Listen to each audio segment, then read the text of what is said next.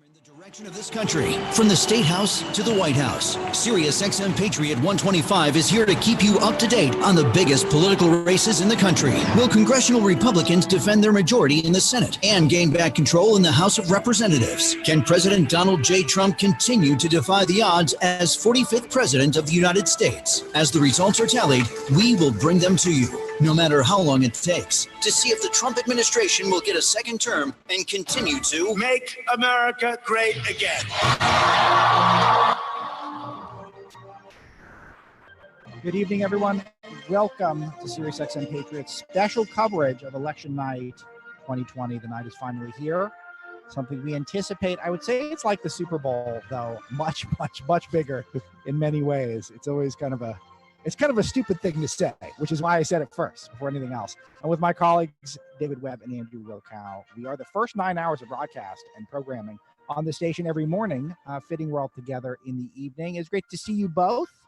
And awesome. I can see them because we are on Breitbart.com streaming live, as we will be throughout much of the night. I'll be in the captain's chair, the co-captain's chair with Andrew and David for the next 3 hours. And then David and Andrew will take over, and then Stacey Washington will take over, and then Jerome Hudson will take over. And then I'll be back on Patriot at an early 5 a.m. start time for Breitbart News Daily. Yes, that is correct. I'm trying to decide if I should go home from the Breitbart News headquarters. And I'm leaning against it. Just stay there. Just stay in the studio, Alex. Give it up. I'm staying in the studio. I'm following you. I think that could be the right move. It is. So it should be a good night. It's an interesting night. And I'll tell you where we're at right now before I throw it to my colleagues. We're seeing so far no surprises in terms of the votes that are being tabulated. Most of the states that you would think would go Democrat that have wrapped up their voting have gone Democrat. Most of the states you would think would go Republican have gone Republican. We'll have live updates for you at Breitbart.com on the front page, and we'll continue to give you some visuals if you're watching the live stream there as well of the map.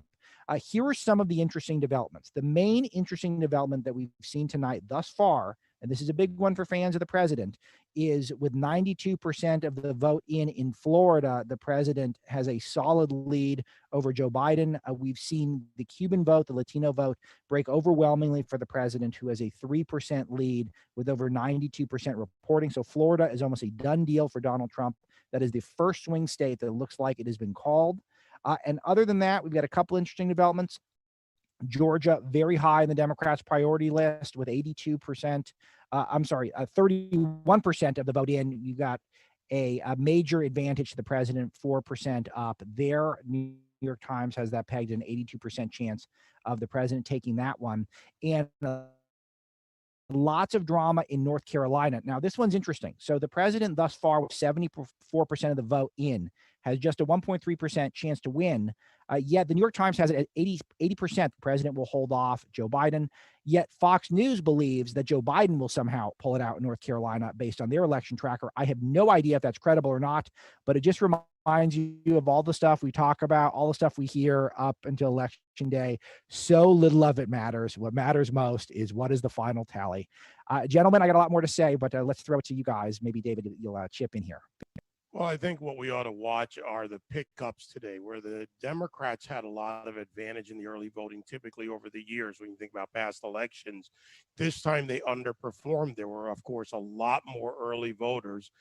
By registration, Democrats didn't have much of an advantage, Alex, in North Carolina, Florida, other states where they typically would lead by more. South Carolina, where Jim Clyburn is the kingmaker, did not quite come through the way they would for Joe Biden. He was underperforming. And just back to Florida for a moment, southeastern Florida, Miami-Dade, Broward County areas where Biden should have performed well. Even with Obama coming in, he couldn't perform well. You look at Hialeah, areas that are typically more Democrat leaning, and there Biden was underperforming. When I was there with Women for Trump and other tours that were out there, there were Trump signs everywhere. Heck, even law enforcement, city officials. I mean, Trump country has changed the electoral map for Democrats.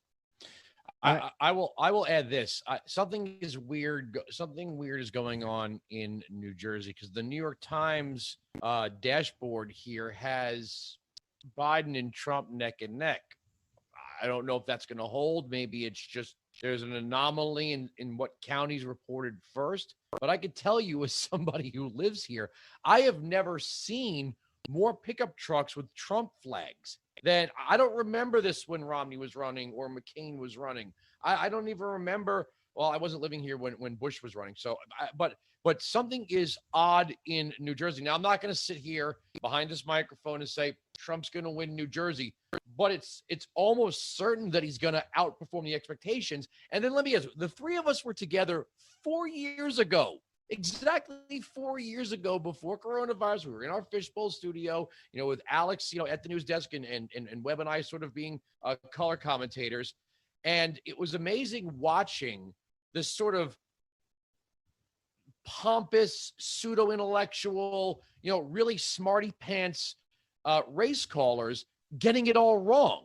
MSC and NBC and CNN, had it all wrong. The New York Times, until Florida had it all wrong. They all had Hillary 91. I think the Huffington Post had it 98%. These people have not learned their lessons. They have not gauged the underground Trump voter. They have not gauged the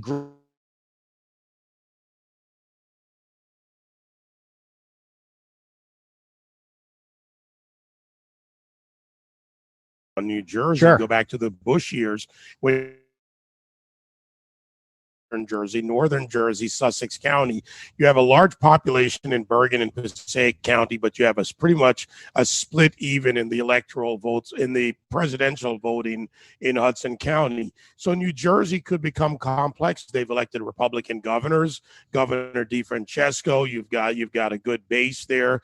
You had Christie. So it'd be interesting to see if New Jersey changes the dynamic, but then flows into Philadelphia, into Bucks County as you cross over. A lot of people cross that Ben Franklin bridge both ways, and they're thinking about their economy and the effect that coronavirus has had on it with the shutdowns by Governor Murphy and by Governor Wolf. Okay, let me give you guys some more updates here. And I think you're right on this, by the way, both of you, that I think this is another one where there's going to be some hell to pay with the polls already from what we're seeing. So here's where we're at in terms of the tally. The president so far has locked up Wyoming, South Dakota, North Dakota, as well as Nebraska. Now, Nebraska, the Democrats had hopes of getting one new seat there. And some of these are so fresh, we don't even have it current on our graphic. We'll be updating that momentarily. Oklahoma's gone for the president, as has Arkansas, Louisiana, Mississippi, Alabama, Tennessee, Kentucky, Indiana, West Virginia, and South Carolina. All those have been called for the president. Again, he's looking very good in Missouri, very good in Florida. Those are two states where there was an outside chance, in particular Florida, that Joe Biden would contest there. Biden is, according to the Associated Press, and again, some of these states have barely reported, but New York, Vermont, Massachusetts, Rhode Island, Delaware, Maryland, New Jersey, Connecticut, Virginia, Illinois, and New Mexico have been called for Joe Biden. Now, there's some interesting things happening here, in particular New Mexico, because New Mexico, though just 5 electoral votes, is the first one that I think was thought maybe the president would have an outside chance there, but that one is a done deal right off the bat. So some good news there for the Biden camp. But there's something very interesting to track. In Virginia, with 40% reporting, the president is up 18% in Virginia. It's one of these things where how could you picture the president winning in Virginia? It's you have to think when the dust settles, there's something missing. But I'm a Virginia resident, and I have to tell you guys, I voted in a part of town with a lot of Biden signs and not a lot of Biden voters at the precinct. Completely empty gymnasium. I voted in with 2 other people. One of them I know was not voting for Biden, one of my family members at the time. So who knows? There's something there that we'll keep an eye on, though technically it has been called.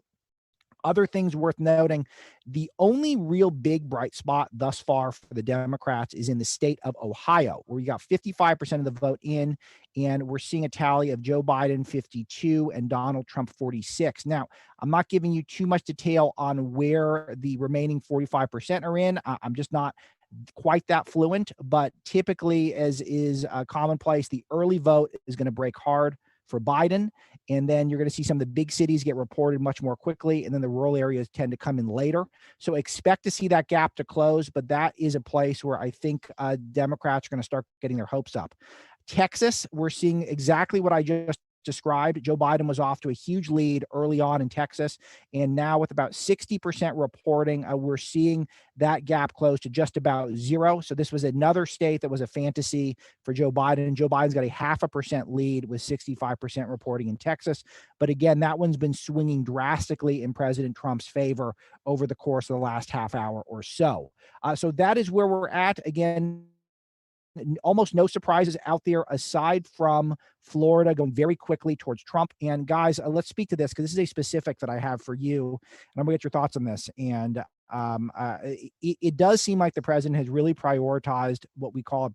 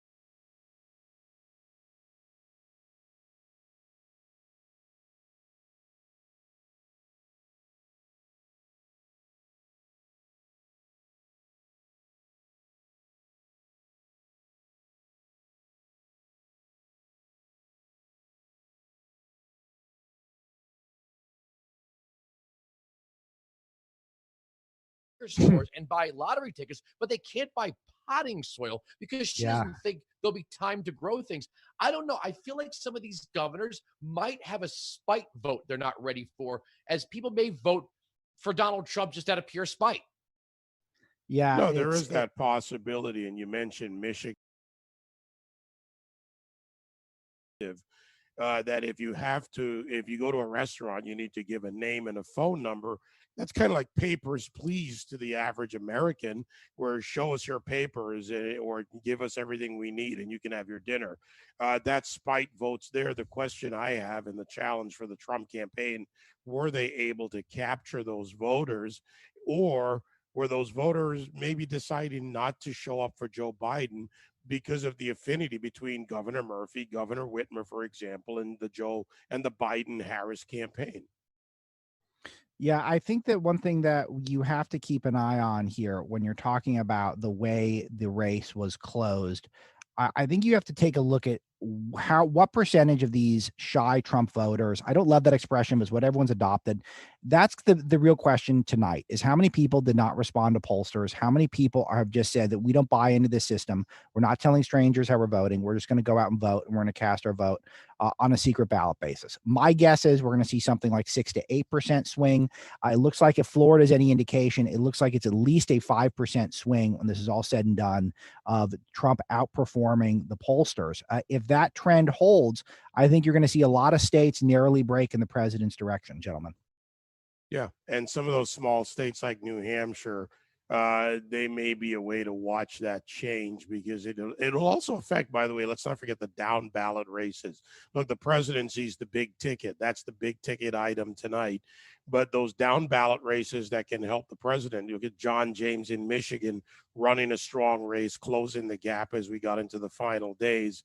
Yeah, when you look at those races, some of these late calls, and Alex, to your point, some of those suburban areas in these states could come in late and change it.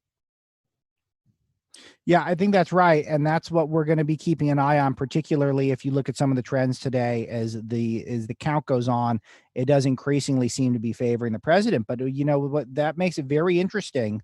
States like Virginia, where we're looking at just a huge advantage for President Trump early on in the vote, but it's just such a massive gap. I mean, these things always surprise you on how the prediction does tend to end up being in the ballpark.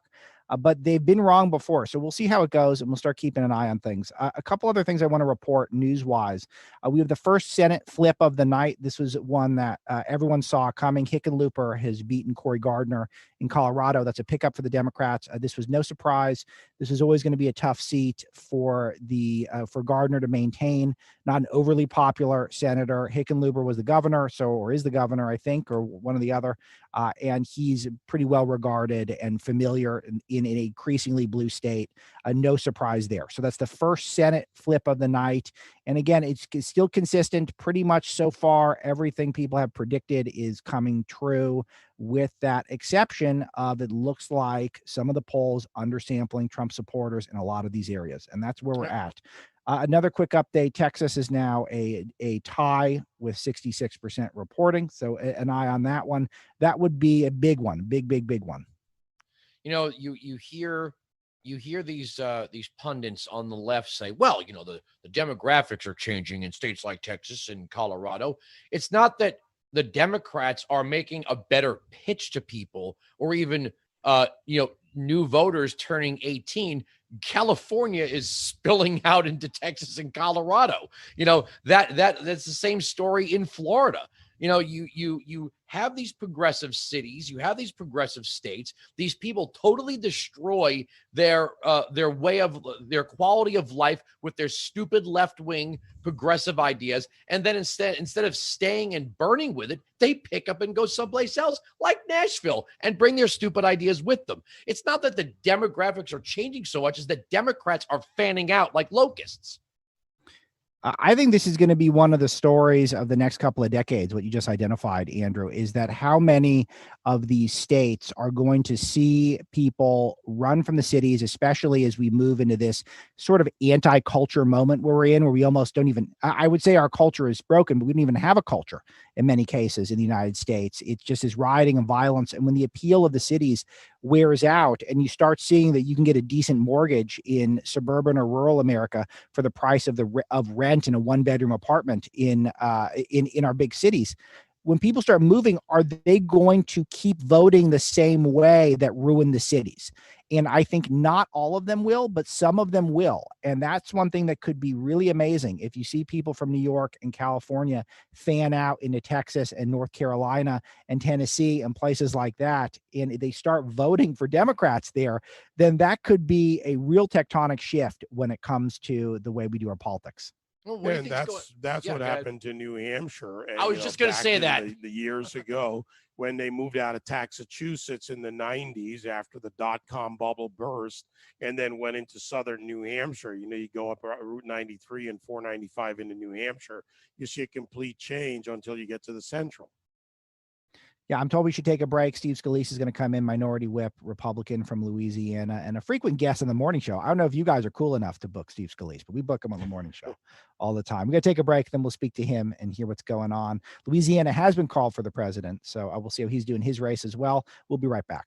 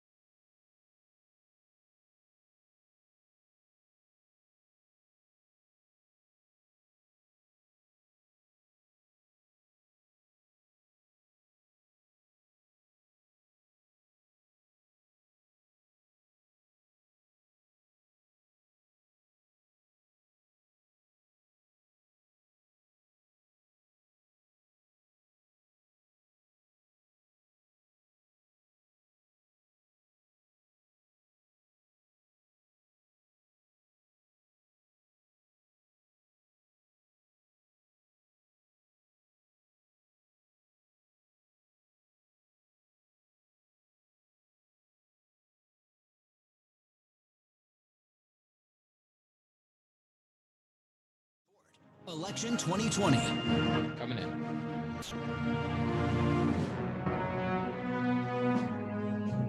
All right, Alex Marlowe here, David Webb, Andrew Wilkow, Election Night Special Edition on SiriusXM and on Breitbart News, streaming live if you guys would like to see our handsome faces. We all chose different wardrobes tonight. Mine's a little more formal. I was told I was going to have to clip a microphone on it. Anyway, we're wasting time here because we have the minority whip on the line, Republican Steve Scalise, who I'm told is on his way to a resounding victory in Louisiana, a state that's been called for the president. Whip Scalise, it's great to have you on the special edition. Where are we at right now? Well, Alex, it's good to be with you. Clearly we're excited that Florida's already in and called for President Trump. Ohio and North Carolina, we're watching close. They're close, but that's how Ohio surely always goes. Really, Pennsylvania and Minnesota are probably the biggest ones to watch that haven't started coming in yet.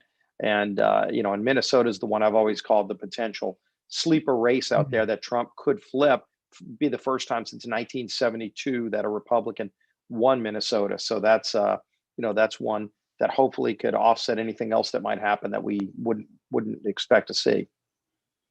So why do you think Minnesota specifically? Because that's we all have our fingers crossed for that. But when you see a state that hasn't gone Republican in 60 years, you're starting to think, well, I mean, how is this really the year? Right. It's a tough state. But if you look, I went over there a few weeks ago and I was campaigning for a few of our candidates in some of the swing parts. And we went to Minneapolis and we went to Duluth, two very different parts of Minnesota, but Minneapolis, right where everything started with George Floyd's murder. A lot of people there were very, very angry with their Democrat leaders, both at the local and state level, who let their city get burned down.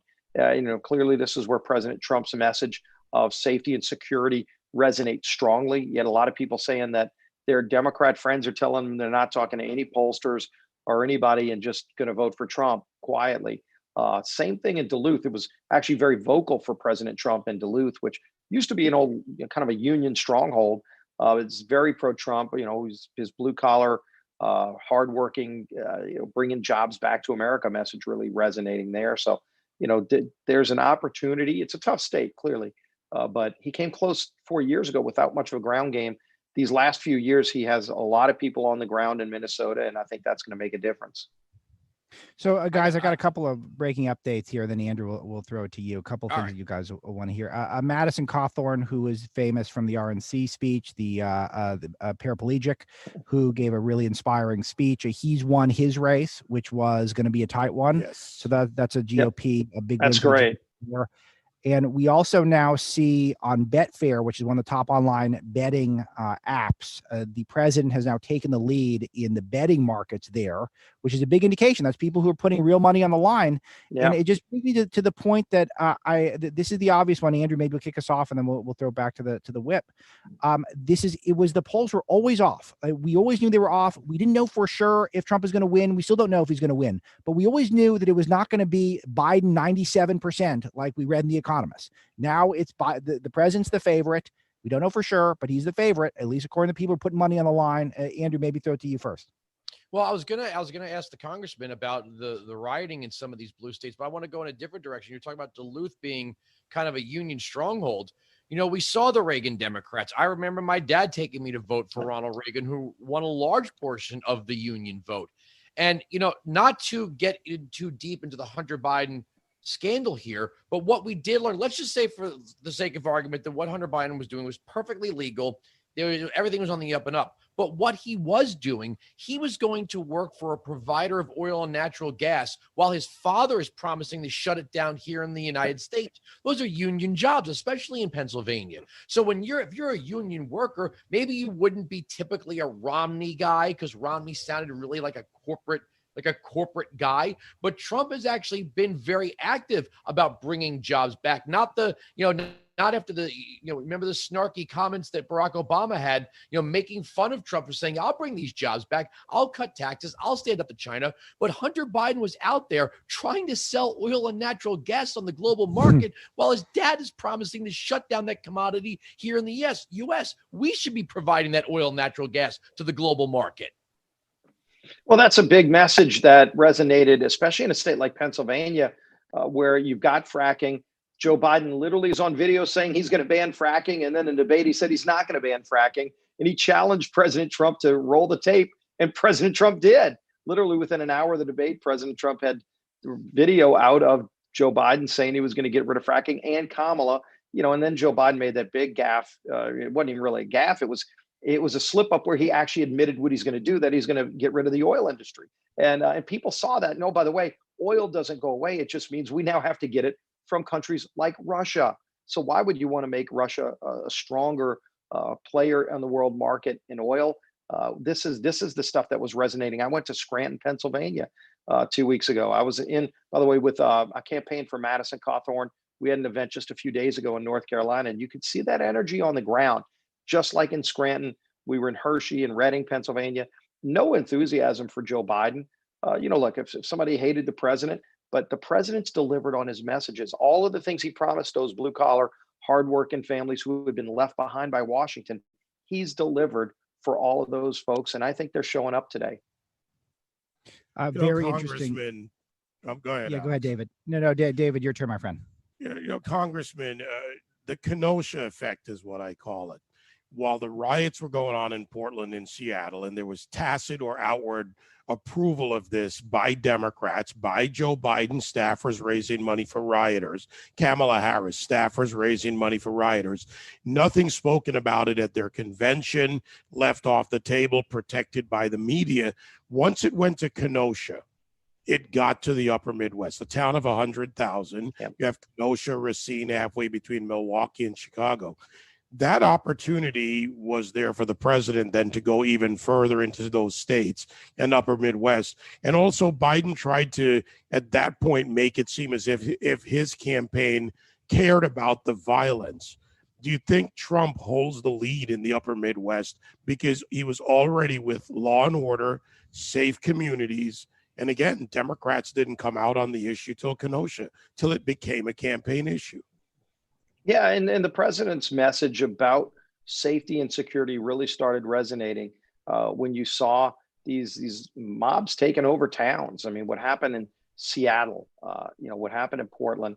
And then, like you said, when it went to Kenosha, it was like this constant drumbeat of the violence that Biden was calling peaceful protesters. And people in these communities were going, this isn't peaceful. They're burning down my city. And Biden doesn't want to stand up to these guys, and Trump is. And Trump is telling these governors, hey, I'll send in troops if you want. And he can't just send them in. The governor needs to ask for it. The governors who asked for help were able to get control of their cities. And the governors who said stay out had problems. And I think people were very concerned that Joe Biden took the wrong side of that safety and security message. And it definitely worked to the president's benefit. Let me jump in, guys. And Congressman, congrats on the Cawthorn seat. I didn't know you were involved there. So congrats there. One thing that's interesting is that there are some projections that the Democrats are going to keep the House. There was an outside hope that the Republicans could. AP hasn't officially called it yet, so we're refraining from totally giving it away. But what are your thoughts on going back to work with another Nancy Pelosi speakership? I really do think, Congressman, it is a unbelievable. People are letting their guard down a little bit when they're talking about the speaker. I'm seeing people speak much more colorfully about dealing with her. And by colorfully, I mean negatively, of course. Yeah, look, I mean, we knew that getting the House back would be a long shot. President Trump could win and we don't get the House back. There's no scenario where President Trump doesn't win and we get the House back. But regardless of that, look, Speaker Pelosi's seeing internal problems within their caucus. It's been percolating for a while now, but you're seeing the progressives, the AOC, the socialist wing of the party really telegraphing that they're going to flex their muscle after this election, win or lose in the House, that they're going to want to have more power amongst the Democrat conference. And frankly, that's not where America is. They've shown some of it already with the things they said they would do on the Green New Deal, banning fracking, raising taxes. Those are all things that are in their kind of the core of their socialist message, but it's not where America is. Again, Whip Scalise is with us, and we are live on Breitbart.com. So, and the congressman was kind enough to Skype in or Zoom in. I don't know which which service we're using, but you can see all the four of us here and our updated map. Though I got to tell you, people are blowing me up about Virginia with the president with a 17-point lead with 41% in. I'll reiterate this. I've said it on my show a number of times. I voted in a heavily Biden area, and it was completely empty. That is not a good sign for Biden voters. I was stunned by it. I was expecting to wait for hours. There was completely empty room, and very interesting. Who knows? Maybe that one was too early of a call, but it is a huge night thus far for Republicans. The Betfair market now has the president at a 60% chance to win re-election. So dare I start getting my hopes up? Is it too early? I think it's a little early, right, guys? It's a little early, but I got to tell you, cautiously optimistic based on data. The polling is all over the place on this, whether it's suppression polls. That's how it works, as the congressman knows in the political game. But the data and the party registration numbers favor Republicans in states like Pennsylvania. Congressman, you mentioned Scranton. You look at Lackawanna County, and I spoke to the Lackawanna GOP chair this morning on my show, and we talked about the change in what is typically a Democrat vote that moves over, the Trump signs, the Democrat voters for Trump. We're going to get some results about 11 p.m. from that county. But if that changes, and if enough of the other surrounding counties, Lehigh Valley, Butler County, and others come in, that could counter the Philadelphia vote, and that could make Trump make those 20 electoral votes very important. Of course, like Alex, I'm concerned about, and Andrew, I'm concerned about Ohio, where John Kasich has been working heavily with the Lincoln Project and others. I want to know who are these, who's voting? Because John Kasich, one of the most corrupt, baby. I mean, he's a baby. I mean, some of these Lincoln Project guys are just whining little B words that, you know what it is for them? You want to know what it is for the rhinos that don't like the president? He's raised the bar on them. We're not going to accept another candidate who just repeats platitudes and bumper sticker phrases. And as Ed Morrissey says, talks down to us from 50,000 feet. This president showed that he was ready to get into the trenches with the media and the Democrats, and he delivered on the majority of his promises. No president can deliver on every single thing that they want to get done, right? They don't get dictatorial powers. Well, Obama kind of thought he had them. But presidents have to work with Congress. They have to work with governors. They have to work with world leaders. But this president battled everyone and won and got the majority of his agenda through. So, when you look at guys like Kasich, who's out there like, vote for Biden because, it's about morality or something. It's like, excuse me, bro. How are we going to be better off morally with open borders, single payer health care, the promise of debt-free tuition, which isn't going to come, and the Green New disaster? You guys are out of your mind. But you see, in Ohio, there's another dynamic that didn't get a lot of attention, Andrew, and that was the fact that Governor DeWine played a very careful game of not being seen with the president. And there were a lot of questions by Ohioans, Congressman, I'll put this to you, who were concerned. Activists, I've worked in the state. I've actually, fought battles in that state on education and other issues against the Kasich administration, as a matter of fact. And Governor DeWine didn't come out as strong as he could to support the president. Matter of fact, he avoided the president on a number of occasions during presidential visits. Yeah, look, there's a lot of deep-rooted jealousy that you see from so many people that either ran against the president and lost. By the way, many of them gave their word during the debates in 2016 that they would support the nominee if it wasn't them, including Donald Trump, who gave his word. But then when they didn't get the nomination, they broke their word, which is not a good sign for anybody. Donald Trump's actually kept his word. You talked about all of those promises that he made that he kept. I mean, I don't know if any president checked more boxes on things that they promised as a candidate that they actually delivered on, not just tried. Some of the things he tried in Congress and wasn't able to get it all the way through, but most of those things are already done now. And oh, by the way, go look at the U.S. Supreme Court if you want to know what this president does to deliver on his promises. But, for so many of those people that are just running around still upset that Donald Trump beat them, it's not that he won, it's that they didn't win. Whether they tried to run in previous cycles and didn't win, or whether they ran this time. And that's not what politics is about. If you give your word, you follow through on your word. And Donald Trump's a man who's delivered. Whip Scalise is a perfect segue to the last thing that I wanted to ask you about. I'm looking at some of the exit polls that we're seeing. Granted, these are CNNs, take them with a grain of salt, but they seem like they're in the ballpark here. The economy was by far the top issue in this election. The coronavirus was almost half that. We were told constantly that the president did a terrible job on the virus and he's not doing great in the economy. But we're also hearing that from these exit polls, about half the country thinks he did fine on the virus. They think that he had a respectable record on it. There's also evidence that people voted on the issues, not on the personalities. So we're constantly being told that the president, his tweets are horrible and he offends everyone. But it sounds more like what you're saying. It's the promises made, promises kept does seem to be what's driving many more votes than what the media tells us drives votes. Right, Alex. And if you look at coronavirus, by the way, the very first decision President Trump had to make on coronavirus was, do you ban flights from China? And the president listened to the scientists and did it. Wasn't an easy call. Joe Biden said he would not have banned flights from China. Tens of thousands more Americans would have died just from that decision difference between the two of them. But look at where we are on a vaccine. Literally 4 of the most internationally respected drug companies here in America on the verge of FDA approved vaccines for the virus. He's done it without wrecking the economy, which many people in their states where they shut the whole states down have done. And by the way, if you look at the top 10 countries in deaths per capita, I wish there were no deaths. Every country in the world has been devastated by this pandemic. That's why it's a pandemic. But if you look at the top 10, America would not even be in the top 10 in deaths if just those 5 governors, all Democrat, who went against the Trump guidelines on nursing homes, had followed those guidelines.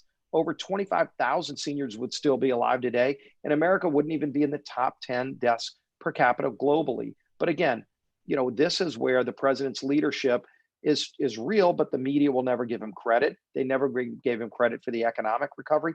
But that's why the president has done better with African Americans and Hispanics than we've seen maybe in modern times, because he's fought for everybody and he was delivering for every segment of our country. Minority Whip Scalise, thanks so much for the time. On behalf of my colleagues, Andrew and David, I really enjoy it. Congrats on your victory and good luck the rest of the way tonight. Let's go win the big one. Good being with you, Alex. Thank you so much. We'll be right back. Thank you, Congressman. Thank you.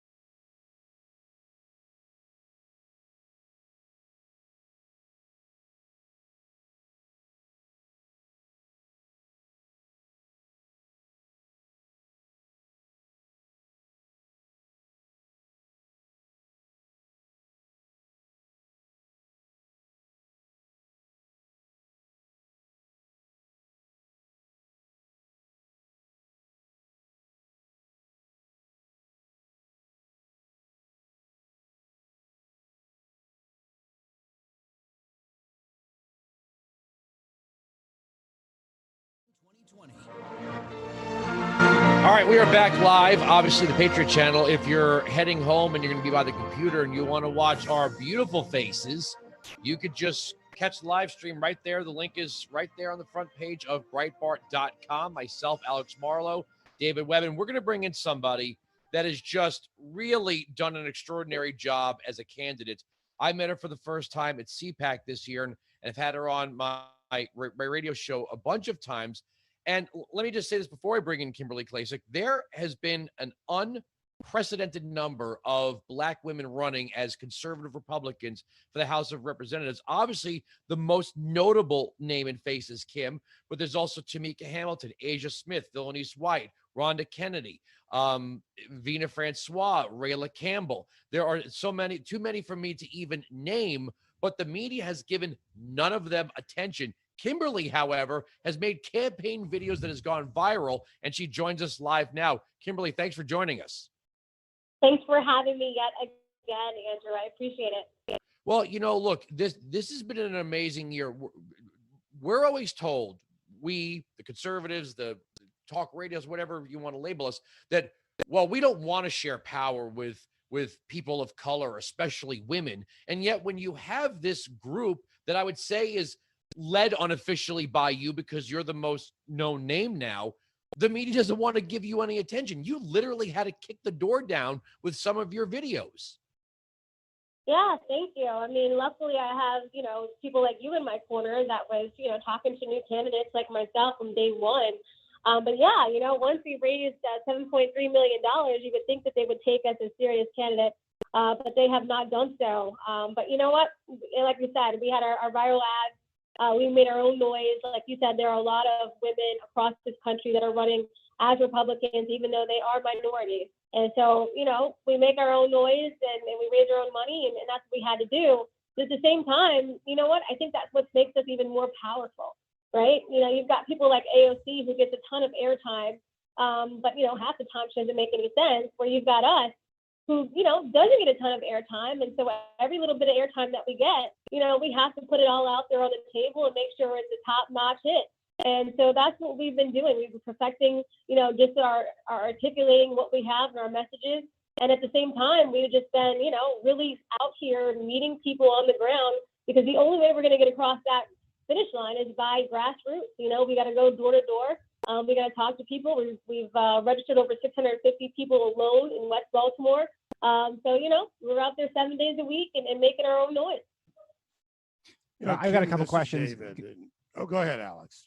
Thank you. Hey, Kim, this is Alex Marlowe, editor of Breitbart. I got two questions for you. And the first one is, you're obviously much more than just a Black Republican. You're a Republican, you're a conservative, but you have to already see tonight, regardless of how this shakes out, the Republicans are appealing to more minorities than ever. The Latino vote is delivered Florida for the president in a major way.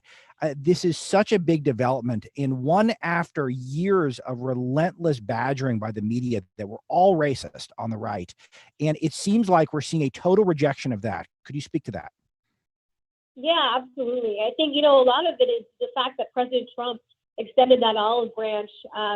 That's what happened for me. He was basically anti-establishment, and he's not taken the status quo. And so I think, the Republican Party for a long time, and this is what I talked about in my RNC convention speech, they didn't come to inner cities and offer that option. Whereas President Trump said famously, what do you have to lose? And he was absolutely correct about that. And so for me, it was like, look, I'm going to go into the city and I'm going to offer an option, even though the Maryland GOP party told me, don't do it. We're not going to be able to exhaust donors on your campaign. We're not going to send volunteers your way. And I said, you know what? Fine, don't do it. I'm going to get out there and do it myself. But yeah, this is what President Trump brings to the table. Just that new Republican Party. It's a new vibe, and, welcoming to all. And that's what I love the most about him. The next part of my question was with regards to the media. Another thing is official already tonight, regardless of who ends up getting the big prize. The media's airballed this one. The polling has been wrong. The media got this completely wrong. They got wrong what the voters want to focus on, telling us we all need to only care about the coronavirus and nothing else. And we all should agree that the president is evil for the way he's dealt with it. And we should all trust the polls, even though they screwed up last time.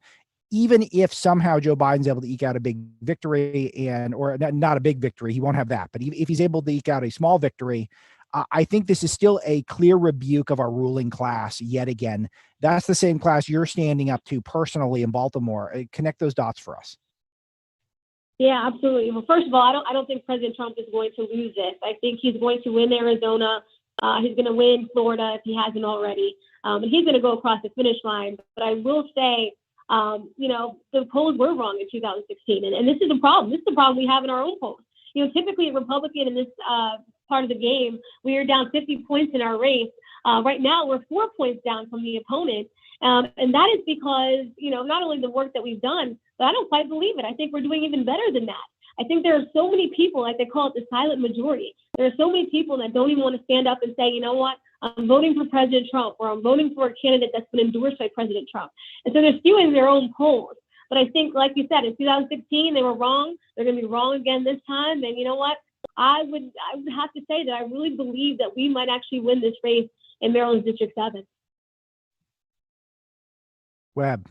Well, Kim, this is David. And by the way, Andrew's right. You found a way to cut through when you weren't offered the resources.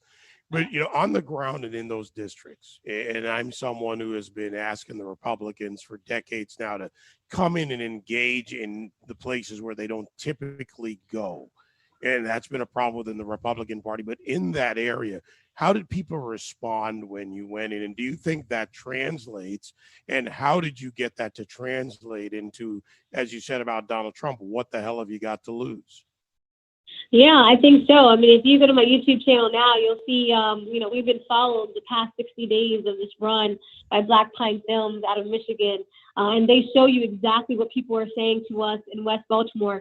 Because you're right, the media doesn't cover it. People have no idea that West Baltimore actually loves Kim Klacik. You let them tell the story, and, they think that I'm part of this racist team with President Trump. And no one on the ground is saying these things. And this is how the media skews up, like I said, their own polls, and it's basically fake news. And so for us, the message is resonating. There's a lot of people that want change. We talk a lot about school choice. We talk a lot about the fact that President Trump's going to invest $500 billion into opportunity zones across this country, into cities that were left neglected by the Democrats, which of course includes Baltimore. And then the fact that he did something about criminal justice reform. We were all expecting President Obama to do something about that, and he didn't do it. He volleyed it. And so people, I think, are waking up and saying, look, President Trump made good on his campaign promises. He didn't give up, and he's still asking, what else do you have to lose? He's got more that he's offering. Win or lose in this race, obviously, I will work as much as I can with the administration to make sure the money for the opportunity zones goes directly to the community. And that's what's so great about the run here. We've been running for a year, and I have made connections with the community leaders that say, look, we need to get the money in our hands directly, because unfortunately, we're dealing with a corrupt Democrat Party that's in leadership positions. And so hopefully I can help with that as well. I just want to know part how of that, if I could, Kim, is there's what the hell do you have to lose? The question the president asked. I'll just say it the way he said it. But what do you have to gain? I know the money you're talking about, the money in the Opportunity Zone Council and that project, but it's also programs, funding, loan structures. And one of the hallmarks of getting ahead in America in any community, but certainly in the Black community, is a business opportunity. If you can take an idea to a local bank, if you can get some capital to fund it, and as you go through these areas in Baltimore, West Baltimore, and you talk to the people who want a chance, does that resonate with them, that this is really about giving them an opportunity to own what they know? Absolutely. And you know what, a big one that, he's talked about a couple of times, and this is what I talk about all the time on the ground, bringing the manufacturing jobs back to Baltimore. We used to be a manufacturing powerhouse. And when we lost that, we lost the city of Baltimore, whether people want to admit it or not. And so we're talking about bringing that $1 billion medical equipment industry right back through the Baltimore City port. We now have the second largest port in the country because they did some more digging. But we need competent leaders that's going to actually get that done. And President Trump, I talk to Eric Trump often about it. They're so ready to go. It would just complement what we already have here. We've got Johns Hopkins. We should be number one when it comes to the medical equipment industry in general. And so we should be doing more exporting rather than importing. And again, we've got people that know Manufacturing jobs are the way to go. We had a tough time in our education system for decades now. Why not get them these apprenticeship programs through the high schools and get people to work immediately? We have people looking for second chances coming out of incarceration and rehabilitation, and they deserve that. They deserve to feed their families just like everyone else. They deserve a shot at the American dream, and that's what we talk about, and that people are excited about it. What's funny is that you have the Democrats in cities like Baltimore trying to tell the people, if you want change, if you want things to change, vote for the guy who's been a function of government since 1973 and never changed anything. It's like literally his running mate said he was a segregationist, literally said that girls like her couldn't go to school because of people like him. I know she said it was only a debate, but I mean, the people of these cities, especially Baltimore, have been voting Democrat for 70 years. What do you think? What do you think another four? Look, we messed up the past 66 years, or the past 72 years, or however long it's been. But give us another 4, and then we'll fix the problems. Yeah, I mean, think about what we have here. My opponent, he was in office since 1987, went into 96, and then he up and quit and went to go head to NAACP. Before he did that, he signed on to that 1994 crime bill with Joe Biden. Devastating a lot of the families in the Baltimore area. Right now, this big talk is about police brutality. And I said, well, guess what incentivized aggressive policing? It was the 1994 crime bill, which my opponent helped push. And so people just need to be informed and understand who is behind all of this to begin with. The fact that Joe Biden even, uttered out of his mouth that he could be the change, or that he even cares remotely about the Black community, is just laughable to me. Because there's so many things that he's done in his past to hurt our families, to hurt just the fact our community. And so people need to understand, like I said, we've been informing people since day one, and that's what's taken a lot of time, obviously, and we're going to continue to chip away. But I just wish that more people listen to shows like yours so they can get the facts and know about these candidates before they go to the ballot.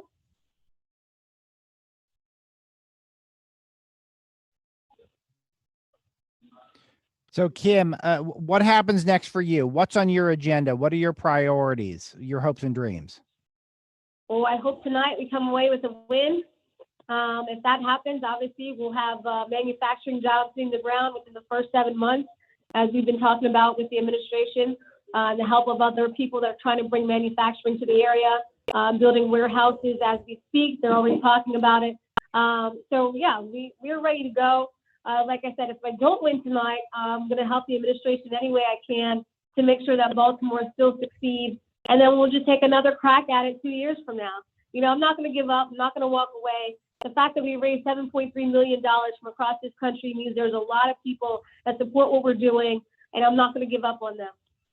One thing that I was talking about a little bit on my show, which is a big theme at Breitbart, which is how Donald Trump is such a cultural institution at this point. And we've been talking for over a decade on the right about how important it is to take back the culture and capture people's imaginations. You did that better than anyone this news cycle or this election cycle, other than the president. When did you know you really had lightning in a bottle with some of those ads, and you feel like you really were actually making a difference, not just in terms of getting yourself, some fundraising and getting some votes, but actually making a difference in the culture? Yeah, I mean, I have to thank Benny Johnson and his team Arsenal. They put a lot of that messaging together. They said, look, Kim, we've been watching your campaign, and I think we can put in a 3-minute video. I trusted him. It took about 4 hours, and somehow we came up with the most watched ad in political history. And I like to remind people, this is something that we just put on social media and raised millions of dollars on.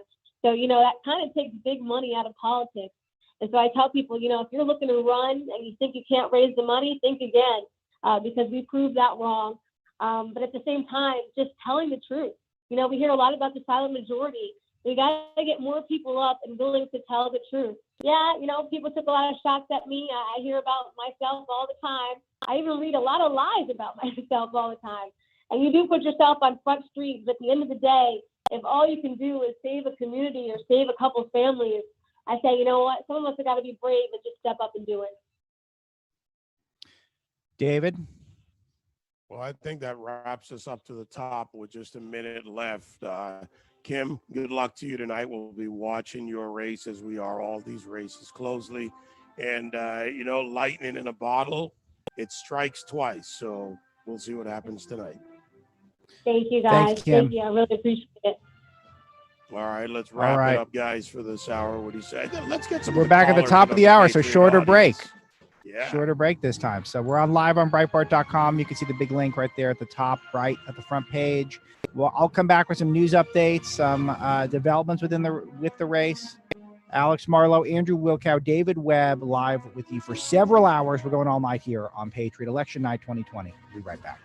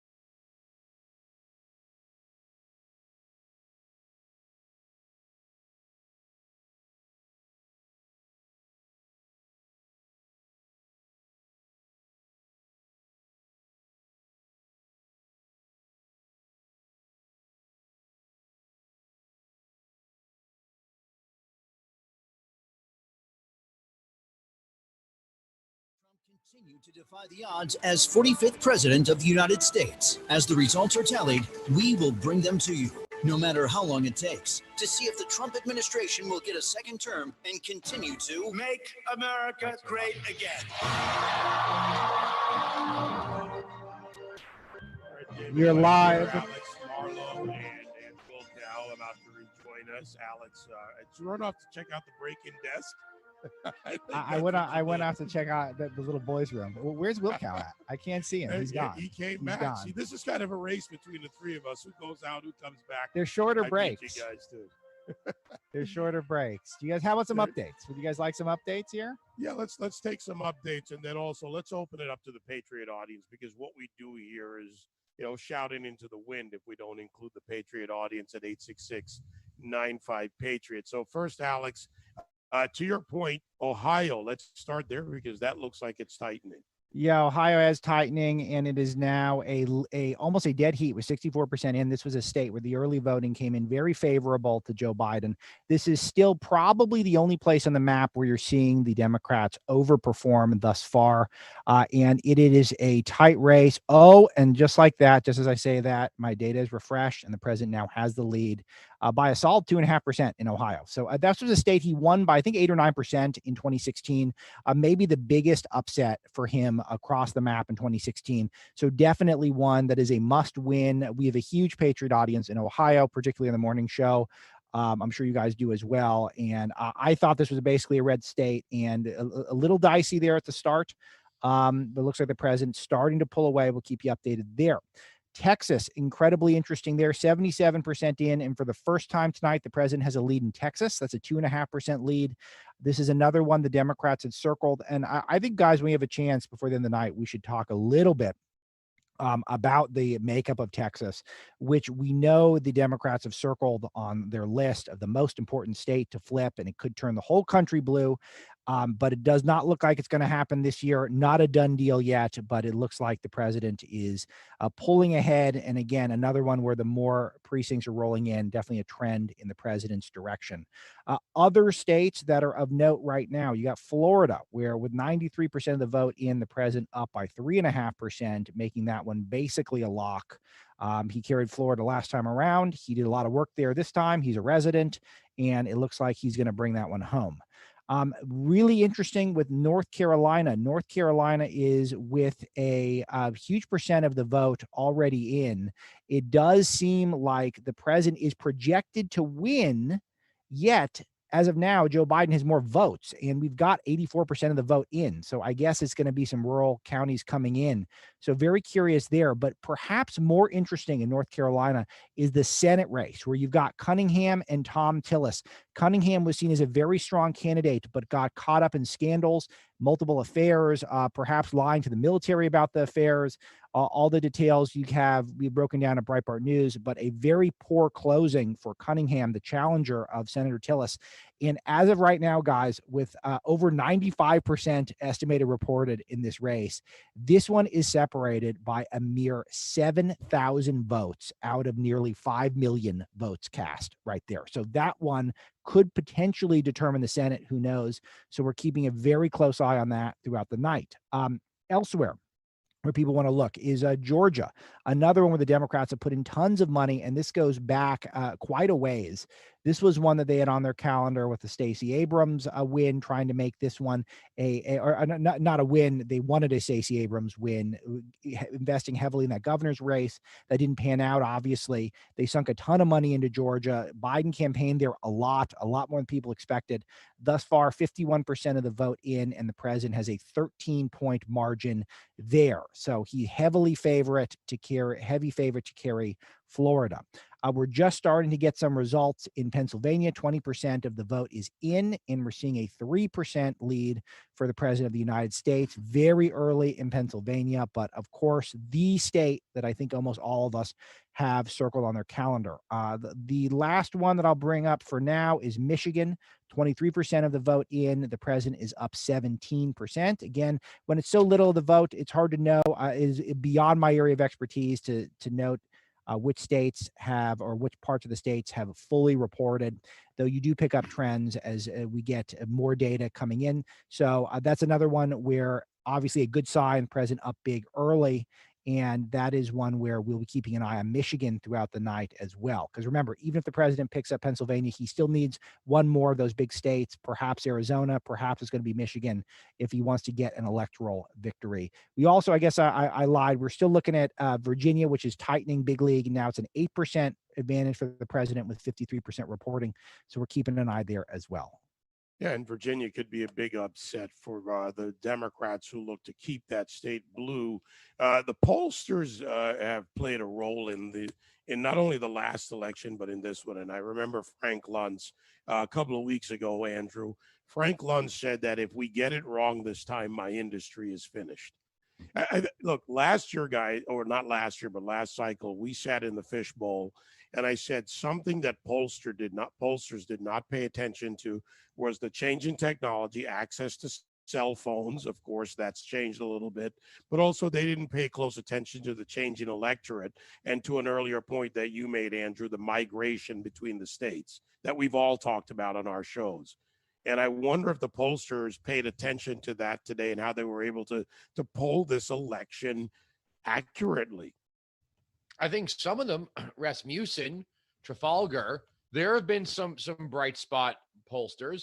There's also been a bunch of pointy-headed weenies who think, well, I work for the New York Times, and if I say this is how it's going to go, people are just going to follow my lead. You know, a lot of it was bull crap, wishful thinking, and oversampling of Democrats. And I think they knew they were oversampling Democrats. I think these people really thought that they could set up a scenario where if Trump wins, because you saw some of these pollsters, if you were following them, following some of the articles they were writing at Real Clear Politics, it was sort of this belief that their prognostication was absolute, right? They had it all done. It was absolute. There would be no deviating from what they were reporting. But if it did go in a different direction, they could say, well, that's how Trump stole the election. We were all in agreement that it was going to be Biden, and we had the data to prove it. Well, your assumptions don't mean anything. What means is 270 Electoral College, and that's it. Yeah, it is the electoral game. Well, speaking of pollsters, we've got Mark Pisha with us, Michigan-based pollster, and we've had a lot of action in Michigan. I think that's been one of the more interesting states to watch in this cycle. Mark, welcome to the show. You're here with me, Alex Marlowe, Breitbart news editor, and Andrew Wilkow.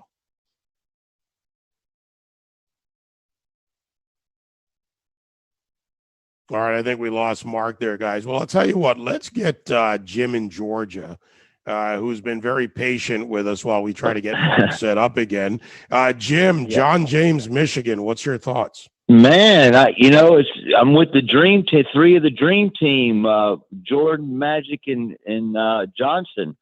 The dream team is such a great thing to be able to listen to all three of you in one room tonight. Magic and Johnson. That's good. Yeah, Bird, Johnson. Great rivalry. Bird, Magic, and Johnson, man. You got to listen to all of y'all every day. Man, John James and Wilkow majority, like he's been saying all along. I'm just a big fan of the black conservatives, man. And I looked at John James, and he was up close to 60 to 40. Maybe he's dropped a little bit. I'm hoping he's got a lock.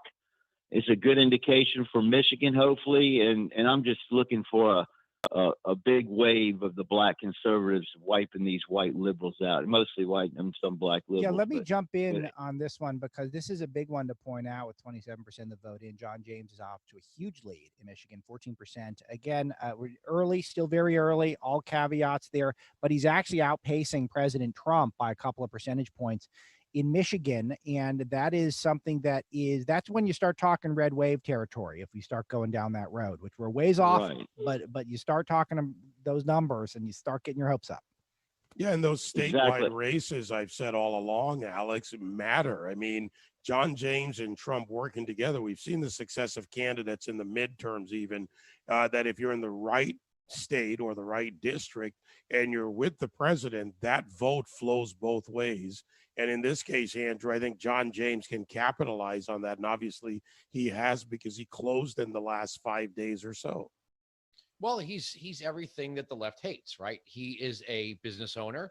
He is a person that, quite frankly, with the business that he works in, he could have not joined the Army, chose to join the Army, right? And he is an American success story that we honor because he is a man of courage and merit. He's everything the left despises. They don't like the idea of people, being test stories in the sense that John okay, James thank you. is. They like people in the major cities to be, poor and on welfare and looking to, white liberals to write programs that'll make their lives better. They don't like people like him. We honor people like him. When we saw the attorney general from the state of Kentucky, he had the line of the convention when he said, no one's really excited about Joe Biden. He was 100% right. That guy's going to be next in line for some major office in the near future. This is something that's driving the left crazy, because what if young black men start looking up to John James or Daniel Cameron? What if young black women start looking up to Kimberly Klacik or Tamika Hamilton, or the 20 or so black women that are running for Congress right now? This is a threat. This is an absolute threat right now that people are going to go, wait a second, I don't have to be a Democrat.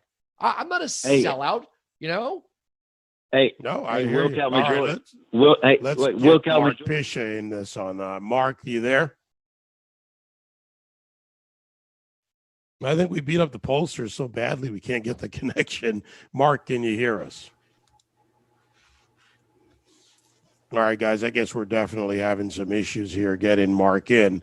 But, you know, Andrew, to that point, and Alex, I'll throw this to you. You talked about culture earlier, and you think about the Breitbart days, you and I and Andrew and everyone, and we always talked about winning the culture war, changing the culture. To Andrew's point, I'd go even further, not just young blacks, male or female, looking up to a John James or a Kim Klacik, but kind of the hip hop in reverse, where you had rap and gangster rap, and then hip hop combined, and white suburban kids came in on the game. Well, now what happens when young people, white, black, otherwise Asian, doesn't matter, start looking at these black conservatives and saying, hang on, we were told all along they were victims, they're successful, why am I not idolizing them? Yeah, and it's not just, David, that the media has been lying to everyone. It's Sorry that about the that. media has had an agenda. They've been weaponized. They've been tasked with trying to tell everyone that if you're not for me, you ain't black. That's been their narrative. If you're not for me, you ain't Latino. And the problem is not only has that been inaccurate, I think it's actually precipitated the growth of this huge tent with the Y, as I like to say. And that's what the president is doing right now. And that's why you're seeing rappers fall in line for the president. You're seeing more athletes fall in line for the president, because so many of us in America, we're rugged individualists. We have an outsider streak. We have a counterculture streak. And what is the great art that is being produced now with Donald Trump as president? What is the great art that these conformist musicians and movie studios are putting out? It's terrible. It's all corporate crap. And people are sick of it. And it's not persuasive to people. People don't like that their football and their baseball and their basketball now has these empty political sloganeering. Hold on. Lady Gaga standing in front of a pickup truck in a garage out there, drinking that beer. A lifted pickup truck. There were some people in Appalachia that were like, yeah, I'm going to vote to give up my guns and coal. I'm convinced now. I'm convinced now because Lady Gaga went outside and posed with a pickup truck. She was probably like, what do you call one of these? Go ahead. I was going to throw a little anecdote just for fun in there and maybe a little history with it. I get a phone call yesterday from Helen Patton. I think you recognize the last name, the granddaughter of General Patton. What did General Patton say? Americans love a winner and will not tolerate a loser, the big league ball player, the fastest runner. And she called me from Sweden just to say she's watching what's going on over here. And we're talking about how, America has to stand up. What her grandfather did, fight for this country for freedom, and we have to fight. That is, to what you said, Alex, who we are as a country. We love a winner. To what you said, Andrew, about John, he's a success story. He's the American dream. He has an opportunity. He could go. He chooses to go in a way that makes himself he doesn't aggrandize. He just simply says, I've done it, and now I want to serve. All right, well, guys, we have Mark now, guys. We're gonna try this again because I got some news for you guys. You guys want to hear about news? Right, I got news for you. So we've got Alex has got news. We got to have it. What's it? So first of all, now, so Fox News, which had North Carolina as about 90% for Joe Biden earlier in the night, now has it as favored as a Donald Trump victory in North Carolina, which is where New York Times had it. We've got Tommy Tuberville has picked up the U.S. Senate seat from Doug Jones, which was expected, but still the first Republican pickup in the Senate of the night. Now, here's one that was the first one that got me. I got a little excited when I saw this one. We have a woman named Maria Elvira Salazar, Republican challenger, defeating incumbent Donna Shalala in Miami-Dade's District 27. That is big. We're talking about a Democrat stalwart in what should be a Democrat area. And that, again, we're starting to see a little red wave stuff. There are also major media outlets that are now putting Virginia back on the board, which was called very early in the night for Democrats, are now putting it back on the board. It is still tightening. It's still one where it'd be hard to say that it's going to for sure break in the president's direction. Certainly, you got to put Biden in the driver's seat on it. But now with 54%, Alex. I'm not you sure could be about right, Virginia David. then. You could be right. The president has an 8% lead there. Yeah, an 8% that's lead. a big swing. Is anyone It is a big checking on swing. is anyone by the way, checking on the mental health of some of these network anchors? I mean, we're here. I mean, I have my We'll call camera it a right here, so I wellness can't. check I'm not for 'em. watching. I'm not, obviously not watching television. You know, I won't give too much away about the 4 years ago, meltdowns are but coming in. The What? Jamel Hill from the Atlantic and ESPN is already raging at white people, so that's going down. Oh, they're all going to have to leave colleges now. It is very. We're seeing the pollsters fight amongst themselves online. It is going to be one worth staying up late, regardless of if the elections come in. I'll tell you that right now. I'll tell you that right now. Hey guys, let me suggest that we take a break here because we've got Mark on the line. We got Representative Kelly coming up. We're down to that point. That way we can come back with a clean double segment. What do you think? That breaking news update. And before we go, one point about Donna Shalala, Alex. This is a Clinton leftover from the Clinton era that came down to Florida to plant her flag. And I'm in Miami-Dade County. She wanted to plant the flag for Clinton's possible return to politics. That is another Clintonian removed from the political scene. I love that. It's such a great point. And I'm generally, as much as I'm a conservative and I'm a news guy and I'm a talk show host, all that stuff, I love identifying. And that's important, David, how you identify. I identify as an anti-establishmentarian, and I love seeing the establishment struggle. And they're struggling right now. Big league, big league. Big league. All right. All right, guys, let's take that break. Alex Marlowe, Andrew Breitbart. That's me, David Webb. Wait, I'm Andrew Breitbart now? Wow. Wow. I misspeak. Andrew's like the Holy Ghost here. It's the Holy. But you know what? How about an homage to Andrew Breitbart? I'm good with it. I've been playing it. Shirt, okay? In case anybody wants, it's right there on my shirt. Yeah, I almost wore my Wilco shirt today. Actually, I got my Station Washington mug. Oh, nice. All right, I'll have to grab my reality check mug. We'll all have mugs. And I got one. I'll go get it in my kitchen. All right, there we go. All right, we've now identified Andrew Wilkow properly. Very good. Toss it to him. We still got a break, though, cannot right? be broken. I'm trying to toss it to break for like 5 minutes. So we should go. Let's do it. Let's break. We'll be right back.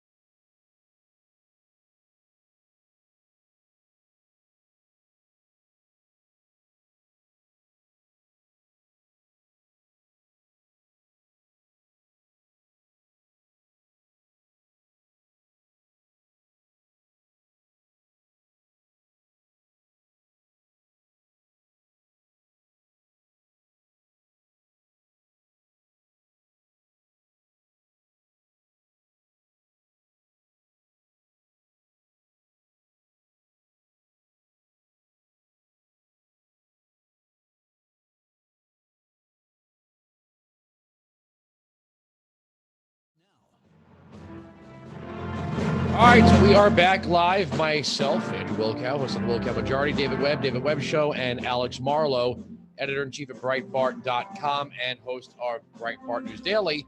And I was just checking Twitter. Alex, you're right. There, the war has begun. Look, and we just said this to ourselves off air with our guest coming in, Mark Pichier, a pollster in Michigan, that we're not getting ahead of ourselves, right? So far, things are looking really good for the president. We're not popping the champagne yet. But Mark, I got to ask you this: Michigan, the governor, has been so detestable. She scoffed at people who wanted to open their businesses. She mocked the people in the Upper Peninsula. She thought it was funny that her husband tried to put their family boat in the water while everyone else was on lockdown. She thought it was okay to let people go to liquor stores and buy lottery tickets, but scoffed at people who wanted to get potting soil. I don't know. I'm no survivalist, but if I thought I was going to be in for the long haul in a rural part of the state, I might want some potting soil to grow my own food if there's a problem with, the food supply. Could there be a huge spite vote for the president and Republicans because of the behavior of the governor? Absolutely. We're seeing that particularly in rural Michigan.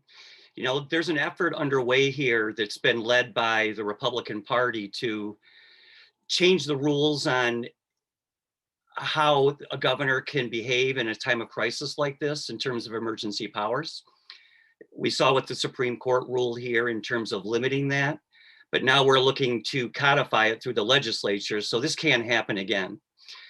But in those rural communities, you're seeing 4-to-1 Trump signs. You're seeing people with Trump signs that they're distributing at the ends of their driveways, even on streets that are rarely frequented. There is a serious pushback in rural Michigan. The question is, like in every state, what's going to happen to suburban vote, and is it enough to overcome that if it's the problem that we've seen? But that's why. I think we're losing his feed. I think we lost his feed, David. Look, yeah. He does have a point there about suburban vote, but this is what I don't get about that. When you look at the blue wall that Biden had to recapture from the president, you look at, if you're a Wisconsin voter, you're rural, you might be, progressive, you see a riot in Madison, you go, but that's Madison. But then it happens in Kenosha. And Kenosha's not Madison. And then you have it happen in a handful of small towns. You saw this in Detroit. Why would Democrats think that there wouldn't be a bad optic associated with them calling riots peaceful protests? People know what a riot is. No, they do. And this is why I call it the Kenosha effect. What happened? Town of 100,000, barely 100,000, suddenly is burning to the ground. And now Americans think it's not Portland, it's not Seattle, it's not New York, it's not shootings in Chicago, or the Bronx is burning summer effect that goes way back. It can come to my town. That was when the Biden campaign came out and decided they had to call for peace. By the way, look at Philadelphia recently, Andrew. What happened in Philadelphia after that shooting? And it looks, by all appearances, like a good shoot.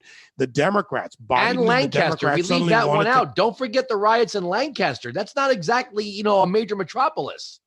Yeah, and there you get a judge who stands up and says $1 million fine, and suddenly a little sorority girl has to explain to her parents why she's going to a $60,000 a year school, and she went to jail.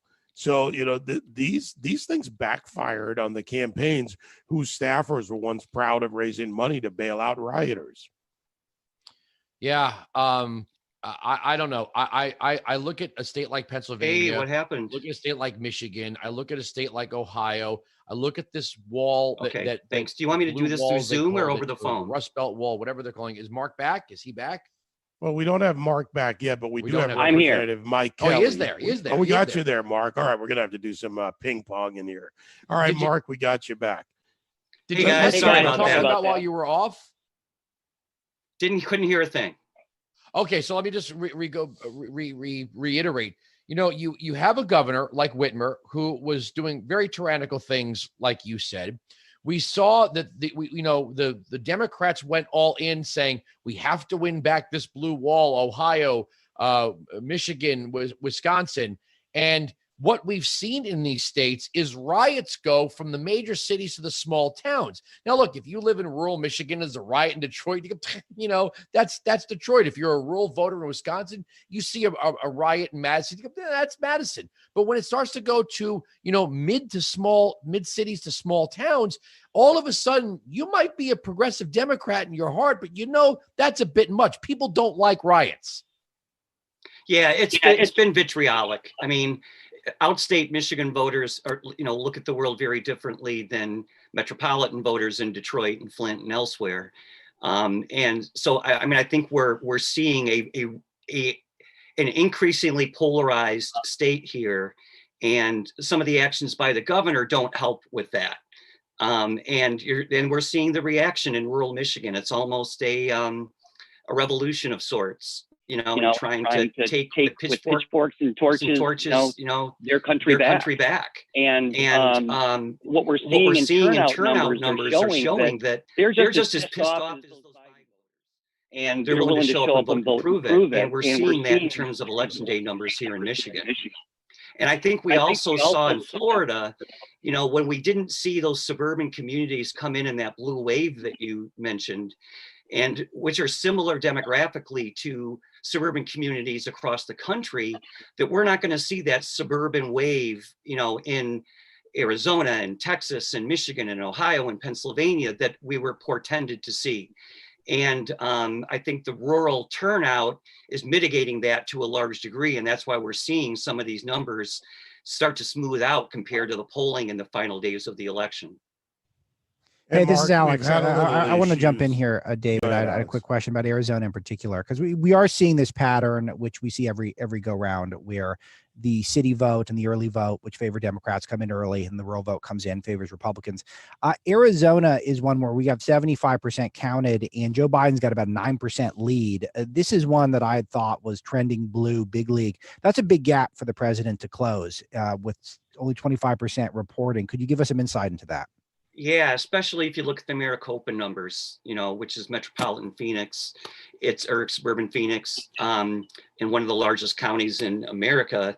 You've got about 75 to 80% of the vote in, with Biden at a 10-point advantage.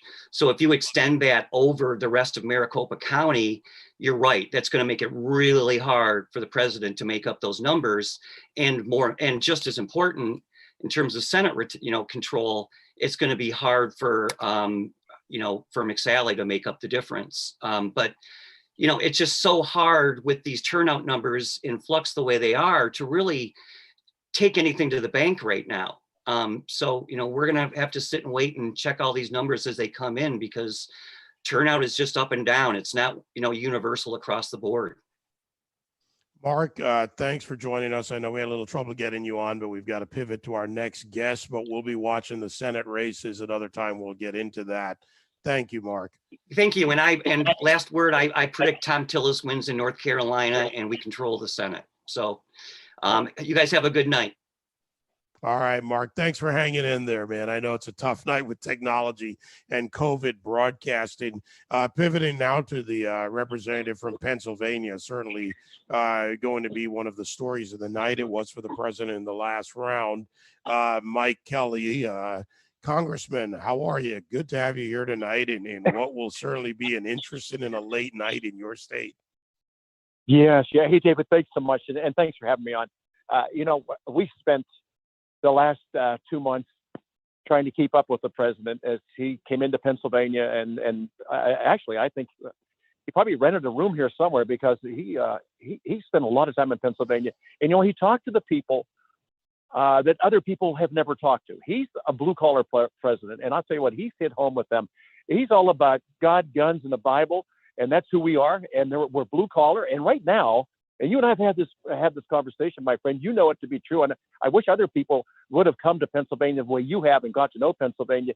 We are the party of the blue collar worker. It's no longer, listen, unions are right now have always been essential in Pennsylvania, but their leadership has fallen away from where the actual workers are.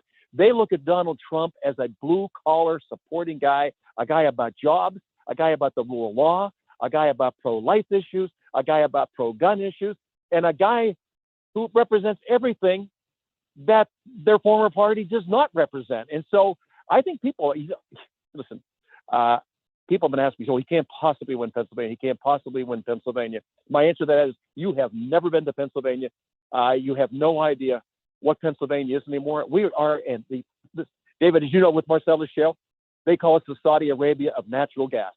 When a presidential candidate says we're no longer going to have fracking, we're going to do away with fossil fuels, and somehow we'll transition out of it, all that says to these workers is, you know what? We're shutting you down. We're going to shut you down, and we're going to take the greatest asset that Pennsylvania has, and that is its energy, and we're going to shut it down, and we're going to go with something else. Don't know what it is yet, but it'll be something else. So listen, these people are so sincere. Listen, almost every family in Pennsylvania has a son or a daughter that's serving in the military now or has served in the military. This president has kept his promise on every single thing he made to people who nobody made promises before, and nobody went to visit before. He's really, Congressman, I want to throw it over to Andrew Wilkow. Of course, we've got Alex Sure. Marlowe, and I want to get his updates on Pennsylvania while we have you. But with this question, and then throw it into her for a quick response, and then over to Andrew Wilkow. Lackawanna County, Scranton, Pennsylvania. The VP lived there till he was 9 or 10 years old. He's trying to repivot and make himself a Scranton blue-collar boy, but that's a Democrat county that, from what I understand, is not coming in for Biden. That point, and then I'll toss it over to Andrew Wilkow. What are your thoughts? I think you said exactly what it is. He left there when he was 9 years old. Look, the fact that he lived there at one time in his life can't overcome the 47 years that he spent in the Congress and in the Senate. So I think that pretty much the people from Scranton, that's hard coal country. They're hard people, and they look at that and say, you know what? Please quit talking like this. You're not one of us. You haven't been one of us for a long time. You left here a long time ago, and we've got a guy now that we can look to, a guy who understands us, and Donald Trump's our guy. So Joe Biden says an awful lot of things, and I think sometimes he gets lost in his own message. But Scranton and all these areas that are hardcore, hardworking people, and again, I said gun gods in the Bible. He hasn't been there for a long time. Yeah. He's been telling the same story since 1973. It's like when he says he's the scrappy kid from Scranton, he spent his entire career as the senator from Delaware. You know, Donald Trump was right to point out during the debate, you left in the 1950s. Like, you can't tell this story. You've been telling the story longer than you ever lived there. What was he, like 7 or 8 years old when he left? And this is what I don't get about the Democrats in Pennsylvania. I think we all agree. I think it's the one time that we all agree in this game that Pennsylvania is a must-win state. So what part of it works for the Democrats? Come for the riots, stay for the fracking ban? Because the last optic many people had in Philadelphia was riots. Now, again, I just said this about Michigan. I said this about Wisconsin. If you live in what people derisively call Pennsyltucky, you go, riots in Philadelphia. That's Philadelphia. That's not here. But now you want to talk a fracking ban. So you're going to have, crime and destruction in Philadelphia, and then what? Joblessness and high taxes in the rest of the state. I mean, how does that work if you're running for office? No, you're exactly right. It doesn't work. And when people listen to that, they're saying, "Does he think I'm a fool? Does he think I don't know that he doesn't have a freaking idea about what Pennsylvania is?" Listen, you come to our town, I'll tell you what, law and order, if you come to one of our towns and you come in with a chip on your shoulder, that chip's not going to stay in your shoulder very long, and you're not going to stay in our towns very long. We can defend ourselves quite ably, but we also have a strong police force. Almost every one of them have served in the military. They've grown up in those towns. They've married their sweetheart in those towns. They've buried their mom and dad and grandma in those towns. They are solid people. And so this talk from a 47-year veteran of the Congress, come on, that doesn't work back here. He says, come on, man. He should have said it to himself. He should have looked at the mirror to find out who the biggest liar was in this campaign. When you look at the Obama-Biden war on coal, it decimated already what is a hard life for many in Appalachia. I lived in West Virginia. I've seen camp towns. They're pretty damn depressing. When you go into an area that has maybe and industry, maybe two, and you sort of cut the region off at the knees, right? I mean, it would be like walking into Orlando and going, no more amusement parks. Okay. Well, Central Florida is probably going to die a miserable death if you get rid of Disney, Universal, and Legoland. When you come into Pennsylvania and say, we're going to get rid of this source of your income and your economy. And, here's the best part of it. The son of the guy who's going to do it is actually out there making money trying to sell that very same product on the international market from Ukraine. And that's what I've been trying to focus so much on, is that I'll give you the benefit for the moment, right? That let's just say Hunter Biden, he really earned that job at Burisma. He's a really smart guy. They wanted him on the board of directors. He's still selling the product to other people and profiting that his father threatened to shut down here in the U.S. We should be selling that oil and natural gas, not the Russians, not the Chinese, not the Ukrainians. No, you're absolutely right. And the rebirth of Pennsylvania is because of Marcellus Shale. We have two other levels of natural gas below. Plus, we're finding other uses. The wet gases that come out of there are crucial to a lot of what we do, including making pharmaceuticals. It just doesn't make sense. But you know what it really shows, guys? This guy doesn't have a freaking idea. He's never looked at the game films. He doesn't know who he's playing against, and he comes out with these things. You say, you know what? I don't know where the hell this guy's been all these years. You come back here. I'll take you down underground with the guys that I live with. I'll take you out into the fields, guys that are doing the Marcellus Shale, and I'll take you into their homes, and you can see a rebirth in their homes, the way they live, their towns, their churches, and their schools. You can't tell them we're going to shut you down and we'll transition to something else. What that means to them is you're going to shut us down and you're going to take away our jobs and you're going to take away our future. And what we're going to do to you is we're going to take away the fact that you think you can be president of the United States. Hey, Alex, how you doing in Pennsylvania? Any updates there on the tightening? Sure, happy to give you some updates in Pennsylvania, as has been the tone and tenor of this conversation. The president looking very strong early on, 32% of the vote in thus far, and the president is dominating, up about 10% total. We don't have a lot still coming in from the Philadelphia area. Pittsburgh is reporting very heavily, needless to say, for Joe Biden. That's also just starting to count there in Allegheny County. So we have an eye on that. Philadelphia County also just getting underway, 22% in. But thus far, we're seeing a big lead for the president. So, Congressman, exit question to you. Where Yes, does the president hold in Pennsylvania? Last time was a narrow win, but the Republican registrations over Democrats topped 205,000. Where does that number hold for the president, you think? I think the places that they would traditionally hold, David, look, he's not going to be able to do anything in Philadelphia. All he can do is come out of there and try to keep the margins low. Pittsburgh, he's going to have to do the same, keep the margin low. As you go up to Erie, which I also have the honor of representing, he's done a very good job in Erie, and we'll see if he can hold that margin. But as you go across the state and you get into the really hardcore parts of Pennsylvania, he's very strong there. He was polling in our area about anywhere from 8 to 10 over Biden, and I think that we'll see if he can maintain that going in. But it's going to be a long night, and we got a lot of mail-in ballots we got to go through yet. And as you know, there's been a lot of discussion in Pennsylvania about a lot of fraud that's taking place. So my good friend Sean Parnell's down south of me. He's doing a great job. And I just think that if you look across the board, the president will continue to be strong where he's always strong. He will never be able to win Philadelphia. It's just not in the cards. Pittsburgh's always going to be a tough play, but I believe Erie is in play right now. And if we get through Erie, we can get through this and we can win Pennsylvania again as we did in 16. Congressman Mike Kelly from PA 16, my friend. I've known you since your first days in Congress. You have. We've been friends for a long time. I got to tell you, thank you so much for being the honest person that you are. And thank you for actually understanding where it is that I live and what it is that these people hold very dear and near to their hearts. And you know it is. It's God, guns, and the Bible, David. You know them so well because you're the same way, my brother. Yeah, I've got land there. I've got beef there, and I love it out in Amish country. Thanks for joining Andrew, Alex, and myself tonight. Thank you, Mike. So thanks for what you're doing. Thanks for what you're doing. Alex, I just got to jump in here and tell you this. Alex, Dr. G just tweeted out, tonight's biggest loser is Fox News. Yeah, I don't have Fox's coverage on, but I was heckling, perhaps it was with Dr. G. I was heckling Karl Rove and why.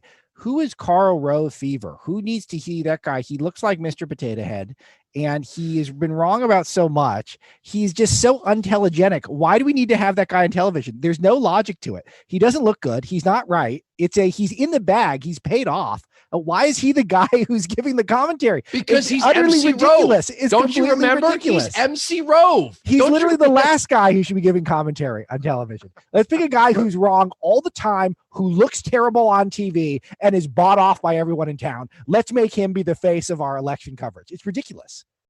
Yeah, look, these networks, and look, I work for Fox, but on this one, I think they've got it so wrong. I mean, I'm curious why they made some of the early calls they did and why they're not looking at others. By the way, they have, because I've got the Breitbart coverage and the Fox News here and a couple of others on my screens. They've got Trump again growing in the popular vote. I know California is not in, but now we're talking about a 2 million vote difference plus for Trump. And if that begins to translate in some of these late suburban counties, when you look at the counties that could win him the election, not the states, but the counties, we could see that red wave pick up in certain states. Yeah, and let me add something to Fox, because I'm not paying super close attention to Fox. We don't have any monitors on the studio, and I'm not on Fox's website. But I'll tell you that they had North Carolina shading heavily towards Joe Biden. They were alone in that regard. Virtually every other major publication that I've seen had suggested that President Trump is going to carry that state. And I might as well give you guys a quick update there, where it does look like in that Senate race, which is one of the most important Senate races out there, Tom Tillis has taken a 1.3% lead with 92% of the vote in. That is massive news for Republicans, because that was one of the seats the Democrats were most likely to flip if they were going to take back the Senate. So Fox apparently had airballed that one, and they had also I think, called Virginia early, and I don't know this for sure, but they had called perhaps that Virginia, they perhaps have taken it back off the board. I haven't double check this. I will triple check and correct myself if I'm wrong. But again, a couple of these outlets have been taking Virginia off the board, and then they're putting it back on the board because of how well President Trump is doing in the vote at Virginia, which does not entirely strike me as impossible as a Virginia native. So Fox is still calling Virginia. So that's probably why people are bummed out, because Trump's up 9% in Virginia and Fox still has it as a Biden win. I don't see how that's logical in the slightest, but maybe the geniuses at Karl Roveland, maybe they know something I don't. Well, we also, I got to jump in with this, guys. You're not going to believe this. There's breaking news on Twitter. The Philadelphia District Attorney's Office now says it's responding to photographs. I'm looking right at them, that North Philly polling stations had posters in the polling area showing a ballot filled out for Biden and Harris. So I saw that earlier. Yeah, now the district attorney says they are now investigating. They're sending people to these polling stations. So it seems like we've got some dirty tricks in North Philly. Well, I saw those posters. They were literally put up by the door, and then you had activists pretending to be city officials or county officials. And one of the videos was out there telling someone that's okay and saying, no, that's not where it's supposed to be. But the poster, literally about a 5-foot tall poster, was right there by the door as you walked into the polling location. That's electioneering. The video's out there and they can't deny it. The all-seeing eye says we must take a break. We are going a bit long. So Alex, David, let's take the break right now. More with our live coverage of tonight's election, which we're not getting ahead of ourselves. Obviously, it looks like things are going in the right direction for the president, but we are not getting crazy. I'm enjoying watching some of the blue checks melt down right now, but we're right back.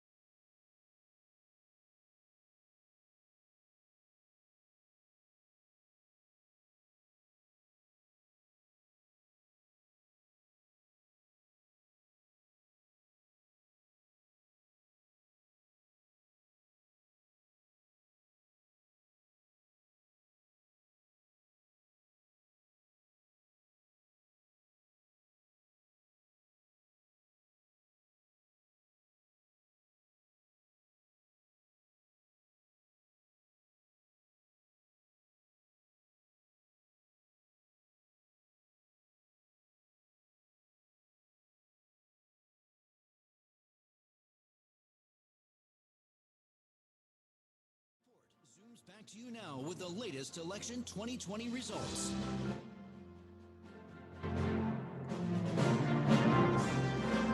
Why am I in it?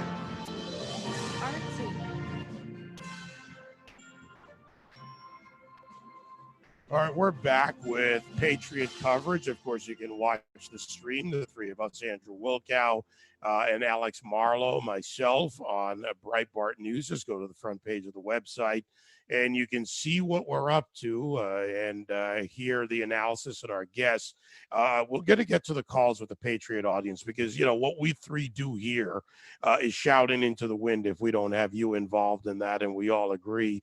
But first, to a guest, Lee Carter, pollster, my colleague, by the way. Lee, you and I have known each other a long time, watched a lot of these races, commented on them as they played out. Top level on this before I toss it over to Andrew Wilkow and Alex Marlowe. Where do you see the president picking up, and what does it look like as some of these races tighten? You know, we were together 4 years ago talking about this race, watching this happen, thinking like, how could the polls be so wrong? I think we're in a very similar place right now, starting with Florida. I mean, Florida, they thought was going to be lost. You look at the real clear politics average, you looked at 538. They both said that Trump was going to lose by about 2 points. Right now, he's ahead by 3. So I think when you look at Florida, Georgia, Pennsylvania, Ohio, Wisconsin, Michigan, all these states where they said it was going to be so close, and yet Trump seems to be winning. If you look at the Vegas odds right now, you know, Trump is at 75% winning in the Vegas odds. And even 538 is changing from a 90% Biden victory to a 50% Biden victory. So things are looking very good for the president. And I think there's a number of reasons why. We can talk about whether or not the polling industry is dead. I am a pollster in some ways, but I do a lot more research than just that. I think the important thing is really to get inside the heads, minds, hearts of voters. And I don't think polls and data do that. I think it's conversations like you have every night with your audience. I think it's so important to be having those to really understand what's going behind the numbers. And I don't think that pollsters always do that. Well, do you think that some of these pollsters are just self-elevated? You know, they think they are the denizens, you know, that they have it all figured out. And some of them really seem to be pseudo-intellectual windbags. I mean, or do they think if they just put this stuff out there that the election, the light's going to bend in their direction, that some voters will say, well, the hell with it. I guess I have no chance, no point in me voting. I mean, you know, Biden's got this wrapped up because these really smart people say so. You know, I think that polling is part art and part science. And a lot of people focus on the science of it, trying to say, if I ask this question, I get this data, then I must be right. But part of what you do is interpret what's happening behind those numbers. And there's a lot more to it than just asking somebody what they're going to do on election day. If I asked you, how likely are you going to go to the gym tomorrow? You're going to have a very different answer than what's going to actually happen. So you really have to understand what's happening. And there's a few things that I've been looking at. Number one, there's been a huge number of undecided voters, and it's been totally underreported. I think it's somewhere around 10 to 12%. And it's because they're both undecided and unexcited. I think there were a lot of people who felt like they should vote for Biden, quote unquote, should, because that's what everybody said they should do. There's so much talk about how evil Donald Trump is and everything that's happening. But at the end of the day, there are things that really matter to the American people. Things like the economy, going back to work, being able to live our lives and make decisions for ourselves. We don't want a mask mandate. A lot of people out there want the economy to stay open so that they can continue to work and support their families. Then there's the issue of safety, which is a really, really big one. I think a lot of this comes down to people feeling safe in their homes, in their communities, in their cities. And right now, many Americans don't feel safe because of what's happening out there.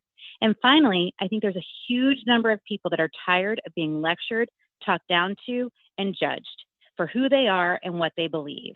And as much as we talk about diversity and inclusion in this country, we're often leaving behind the people that matter the most. And that's a majority of the American people who live outside of the urban centers, who are living their lives, you know, have huge faith, are great people, hardworking people, and have been just left behind. Yeah. All right, Alex. Go ahead, guys. Pick up somewhere. Oh yeah. So let me dive in here for a quick news update, then you guys can get back to the interview. I'm seeing a lot of returns coming in very quickly. A lot of people have their eyes on Michigan right now with a 12% advantage for the president with 38% in. And very interesting again, that John James seat where John James is actually up about 14% with the same amount of tally in. So he's running ahead of the president in Michigan. And this is one where the president really is way, way, way out ahead. We're also looking at Ohio, where Donald Trump has broken away and is now ahead by about 7% with 82% in. So just a huge number there for the president, who's also in command in Pennsylvania, up 14% with 40% in.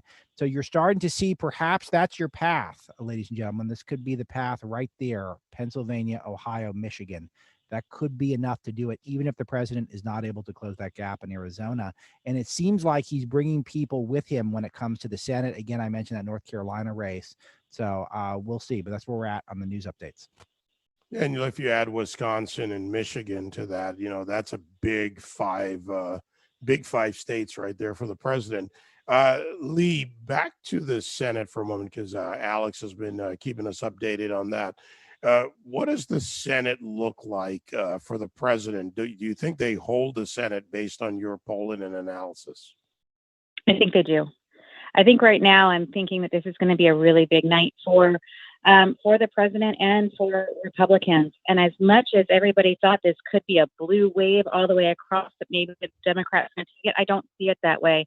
When you look at Mitch McConnell holding, you look at Lindsey Graham holding, you look at some of these other races outside of Colorado, things are looking pretty good for the Republicans. And I think, in many ways, Americans right now are saying that they want something different than the Democrats laid out for them. They want to have an economy that works for them. They want to stay open. They want to live their lives. And that, really it comes down to individual freedom, opportunities, and decisions that are right for them. The idea and the notion that it's Republicans who don't care about other people because of their flippancy towards wearing masks is rejected by a lot of people. It's not that they're flippant. It's that they want the decision to be theirs. They want their freedoms. They want their rights. They want their opportunities. They want their jobs. They want their economy. And it just comes down to so many of these things that can make common sense when you think about it separate from the narrative that's been out there in the mainstream media. All right, we got to leave it there. We're going to take a whole bunch of calls in the next hour. Alex, Marlowe, David Webb, and myself continuing coverage right here on SiriusXM Patriot Channel 125. If you're getting home and going to the computer, click the link right at Breitbart.com and watch our smiling, happy faces, SiriusXM Patriot.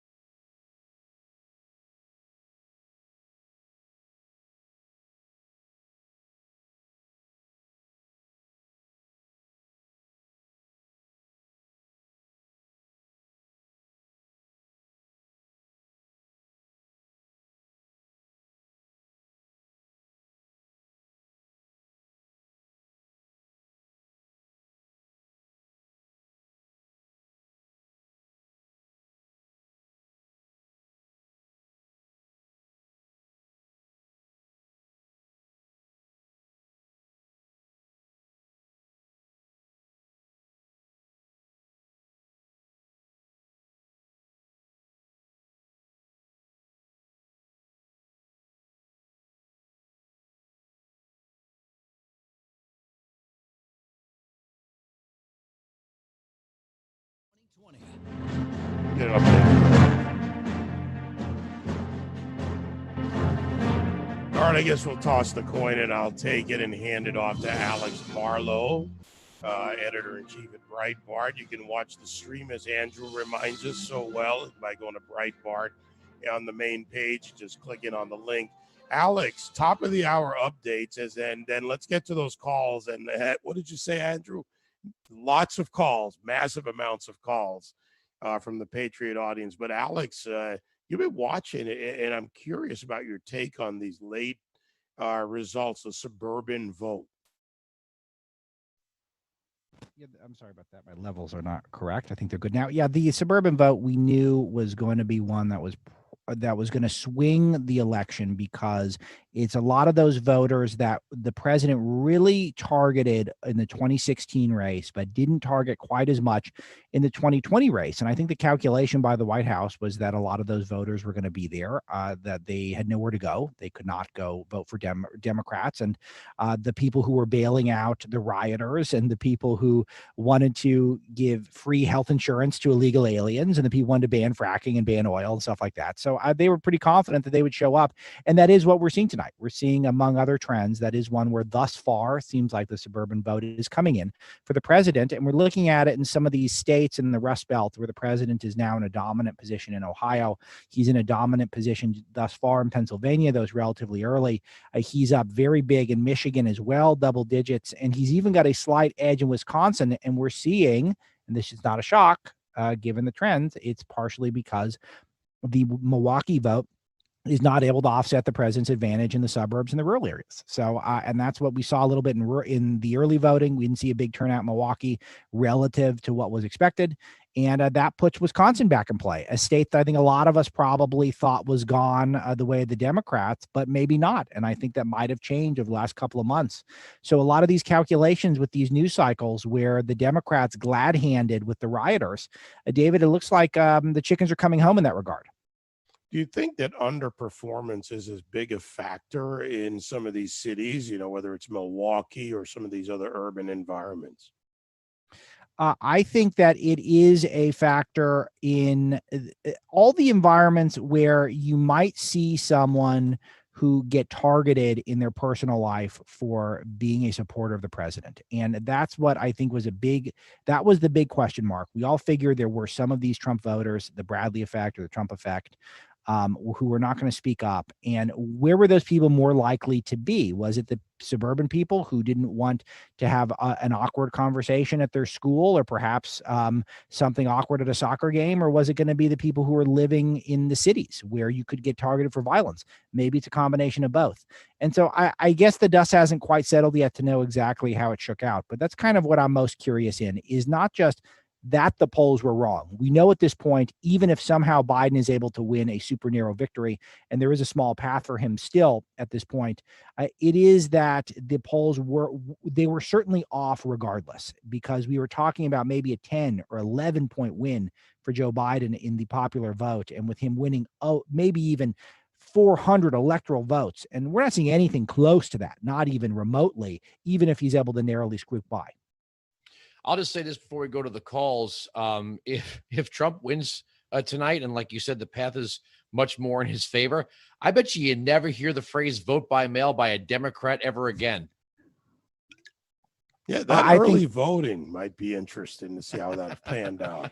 Well, this was the whole calculus, Andrew, that I was kind of surprised by, that they bet so big on this without any hedge whatsoever, because there was no real way to track it, to tell everyone that you're going to die if you go to the polls. And so you must vote by mail, which is such a long process in many cases, where you have to request a ballot, you have to get the ballot, you fill out the ballot, you have to send in the ballot.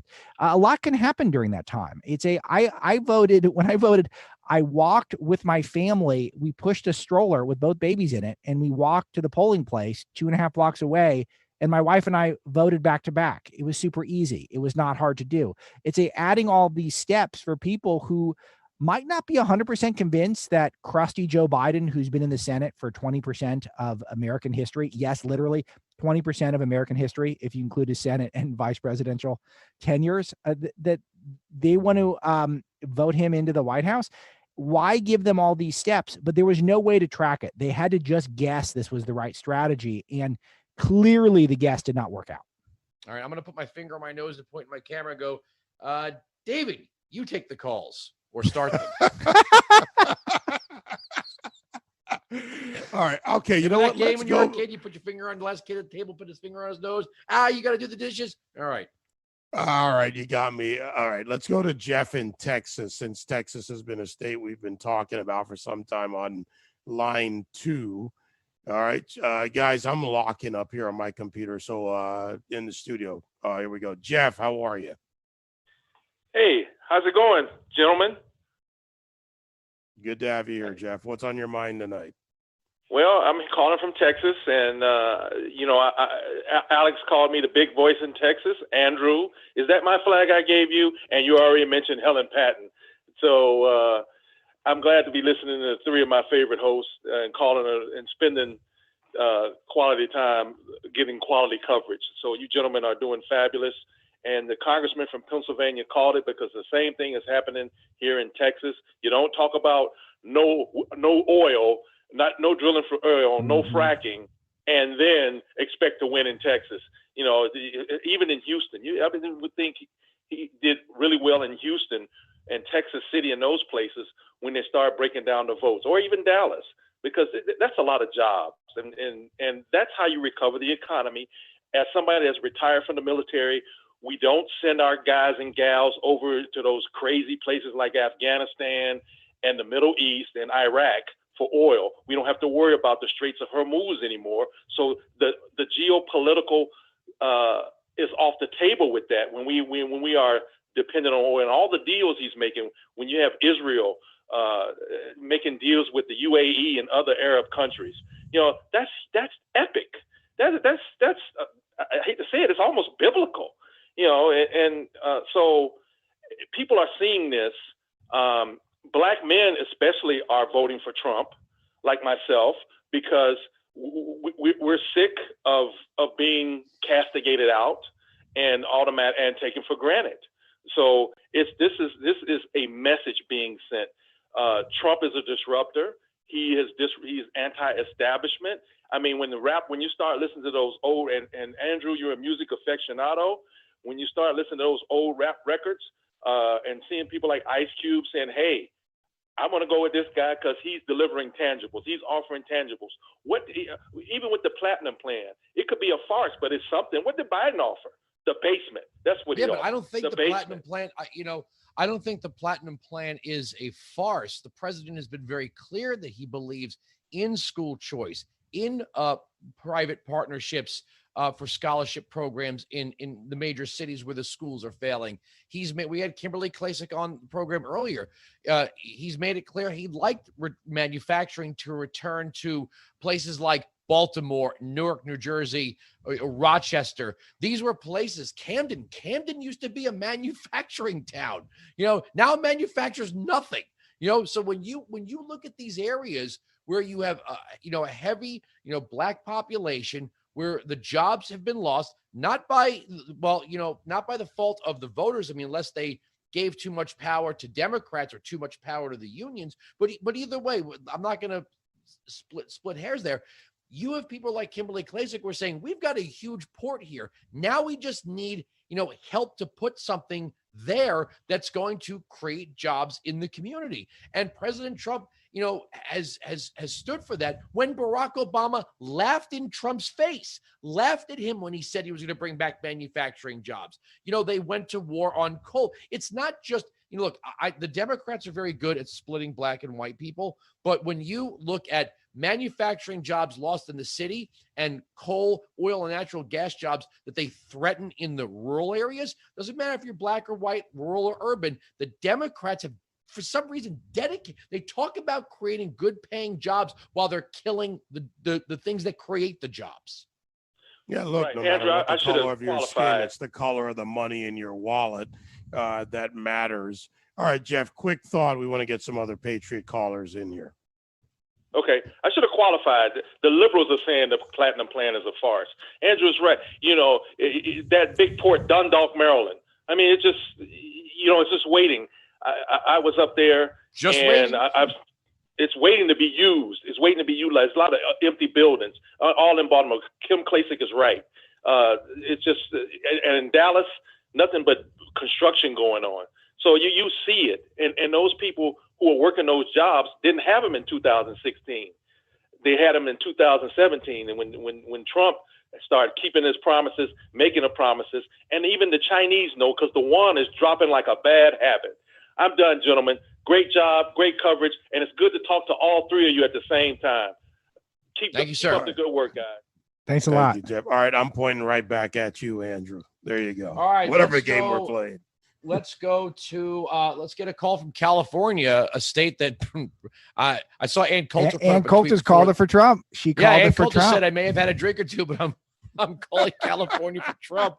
I'm going to say if she really believes that it's not a drink or two. But anyway, give me Jerry in California. What? I said Jerry in California. How you doing? Oh, hey, I'm your super beat old guy. You know. Oh, I usually call you. Well, look, I think the callers, when they call up and say that they use Super Beats, that makes other people want to go out and buy. I use the Super Beats every day, but this is not a commercial. This is not live read time. No. California, I think we've kind of given up on Republicans winning California, but certainly you've got some great congressional candidates there in Mike Garcia, who's now, obviously won his race. You have Errol Weber running against Karen Bass. You have Joe Collins III running against Maxine Waters. You have Tamika Hamilton running against John Garamendi, and Asia Smith. I forgot who she's running against, but you've got a great bunch of congressional candidates out there.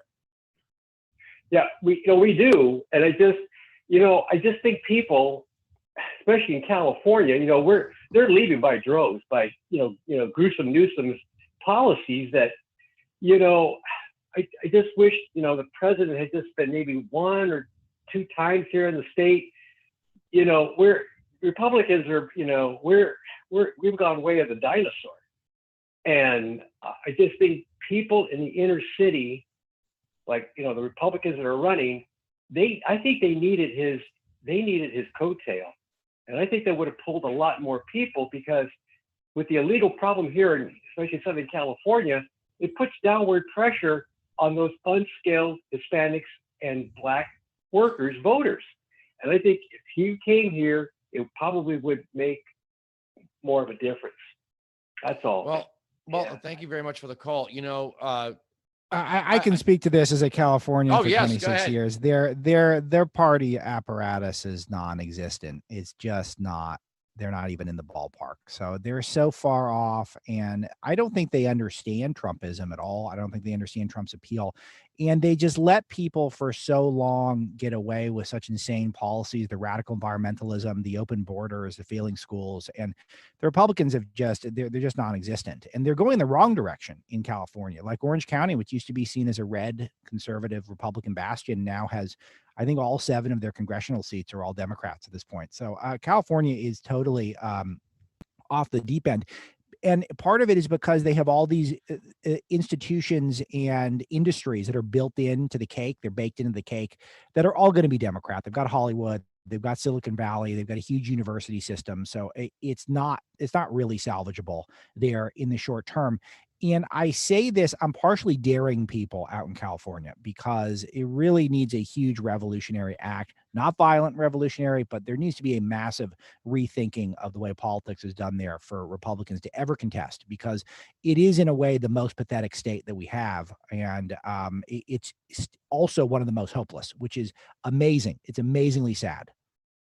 I'm sure that a lot of the people who have left didn't want to leave. Right. I mean, that's not the goal of when you start a family or start a business or start a career, is to have to flee your own state.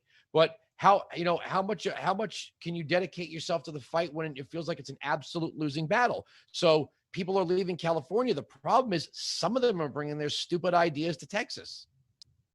That and North Carolina and Tennessee and Georgia. And that's the problem. That is the biggest fear I've got for really my adult life. I'm in my 30s and I got young kids, and I'm worried about that. That's what's going to happen, is that our reward for great governance on the right is that it's going to attract people on the left to come and vote these states into what they left. And that is just, it's so dangerous. And there's so many Democrats in New York and California who can make this happen immediately. They could fan out, as we talked about earlier in the show, and they could really make the map very, very blue.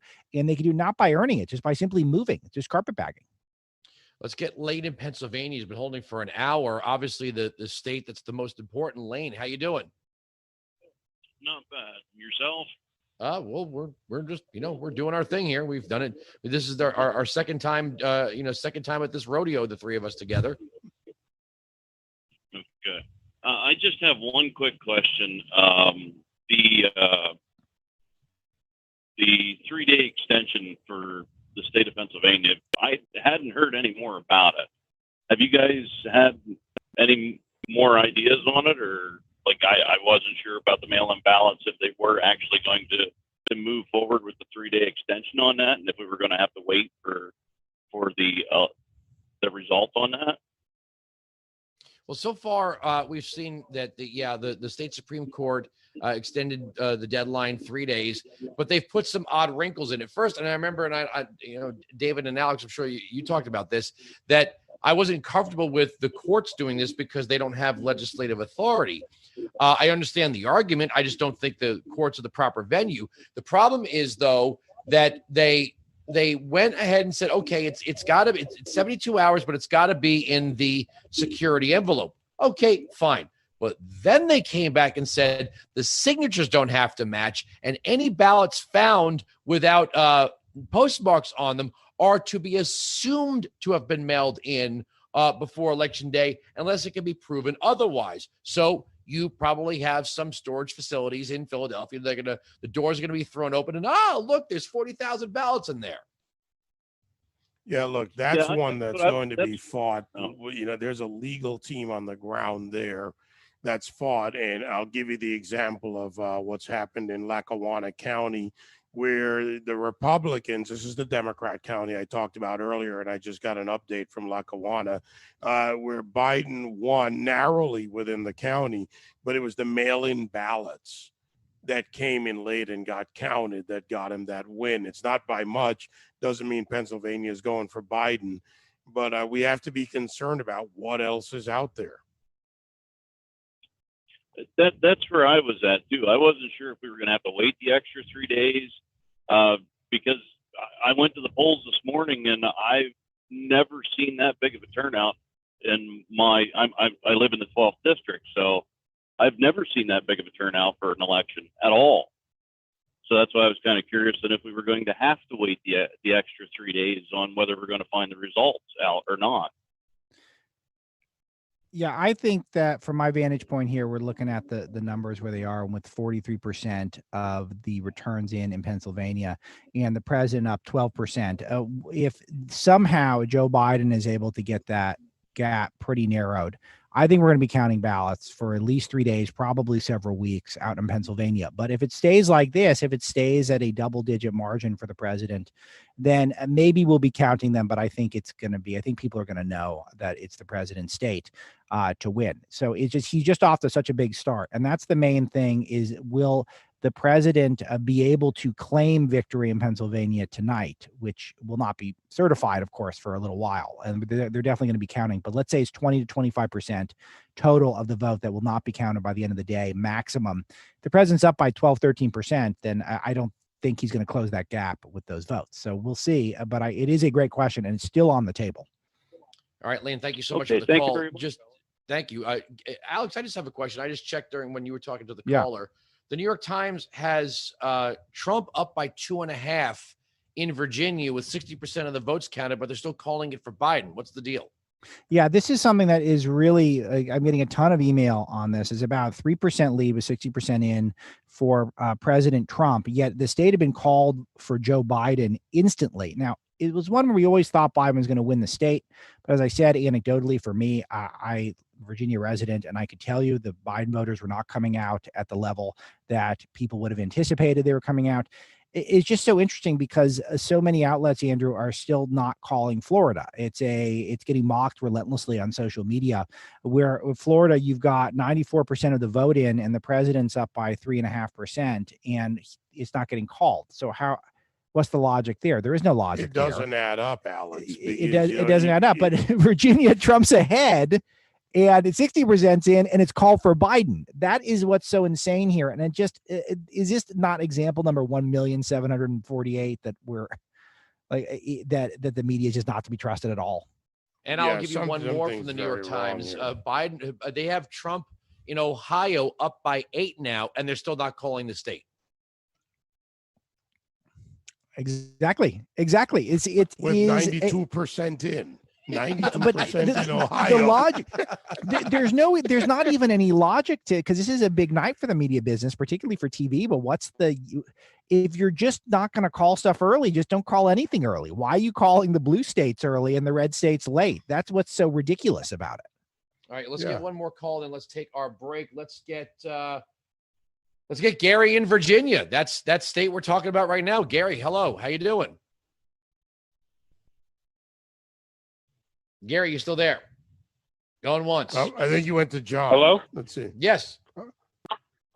Hey, this is John in Virginia. It says Gary, but all right, go ahead. I personally have an unpopular position. I think Virginia will go red. I mean, granted, I'm a voter down in Chesapeake, which means that I am conflicted between Virginia 4th and Virginia 3rd, but Virginia 4th is about to flip. Leon Benjamin's about to take it from Donald McEachin, but I mean, even if Donald Trump holds all the red states as projected via the AP, which is my left-wing news source, I'm following Fox and BBC currently, but if Donald Trump holds all the projected red states on the AP, we're looking at 308. I mean, I don't understand where Fox, and look, this is going to be an interesting Fox and Friends appearance for me next morning. Back to Alex's point, Virginia versus Florida, just that alone. How can you have these calls up there? Right. I mean, and personally, I was absolutely pissed when Virginia and Mark Warner were both called at 7:02 when Gade is up by 7,000. I mean, he's been leading Mark Warner this entire night by 100,000. I mean, right now it's at 7,000, but Daniel Gade is still leading Mark Warner, and they called it for Mark Warner. And to the south, how can they look at North Carolina with a straight face? Alex, what do you have on North Carolina right now? Yeah, let me take a look. So North Carolina, in the presidential side of things, you've got the president with a 1.4% margin with 95% reporting. And then over on the Senate side, you've got Tom Tillis up a 0.7% with 94% reporting there. So again, so ones that look pretty comfortable, the president will hang on, but not called. Same deal with Senator Tillis.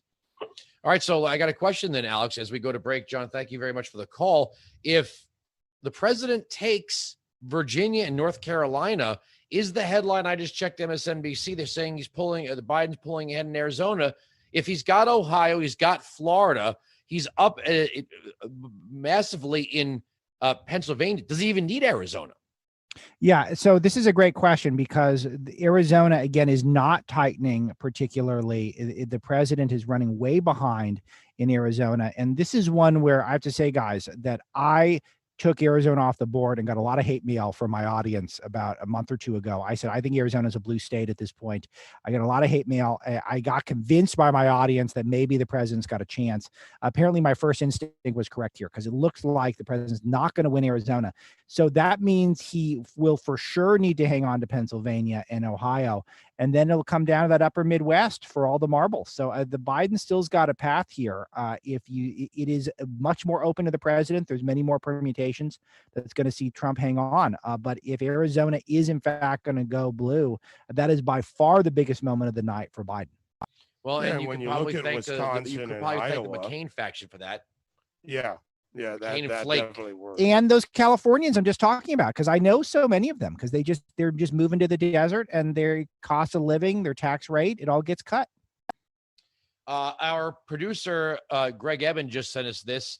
Kenosha, Wisconsin, Trump up by 13,000 votes in Kenosha.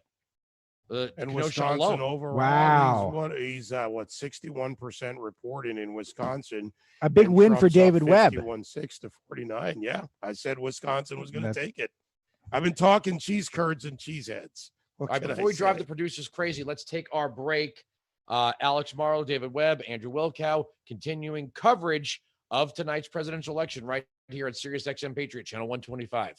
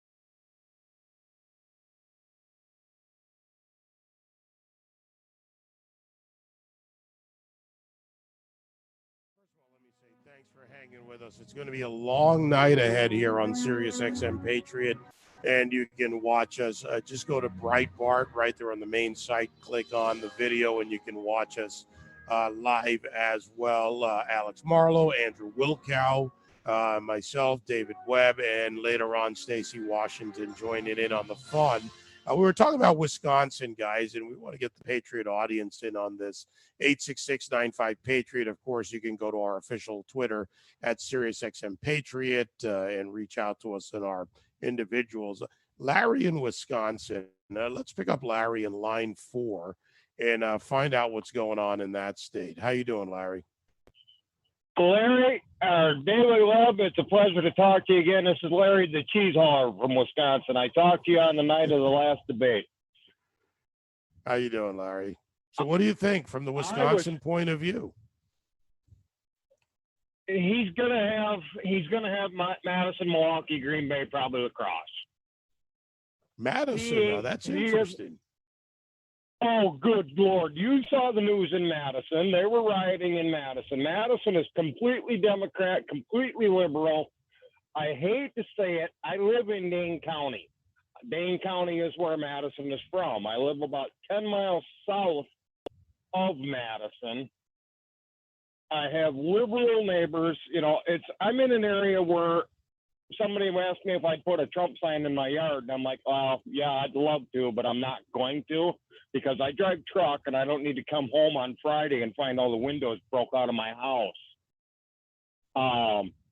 But I had requested an absentee ballot. I live in a town of 1,400 people.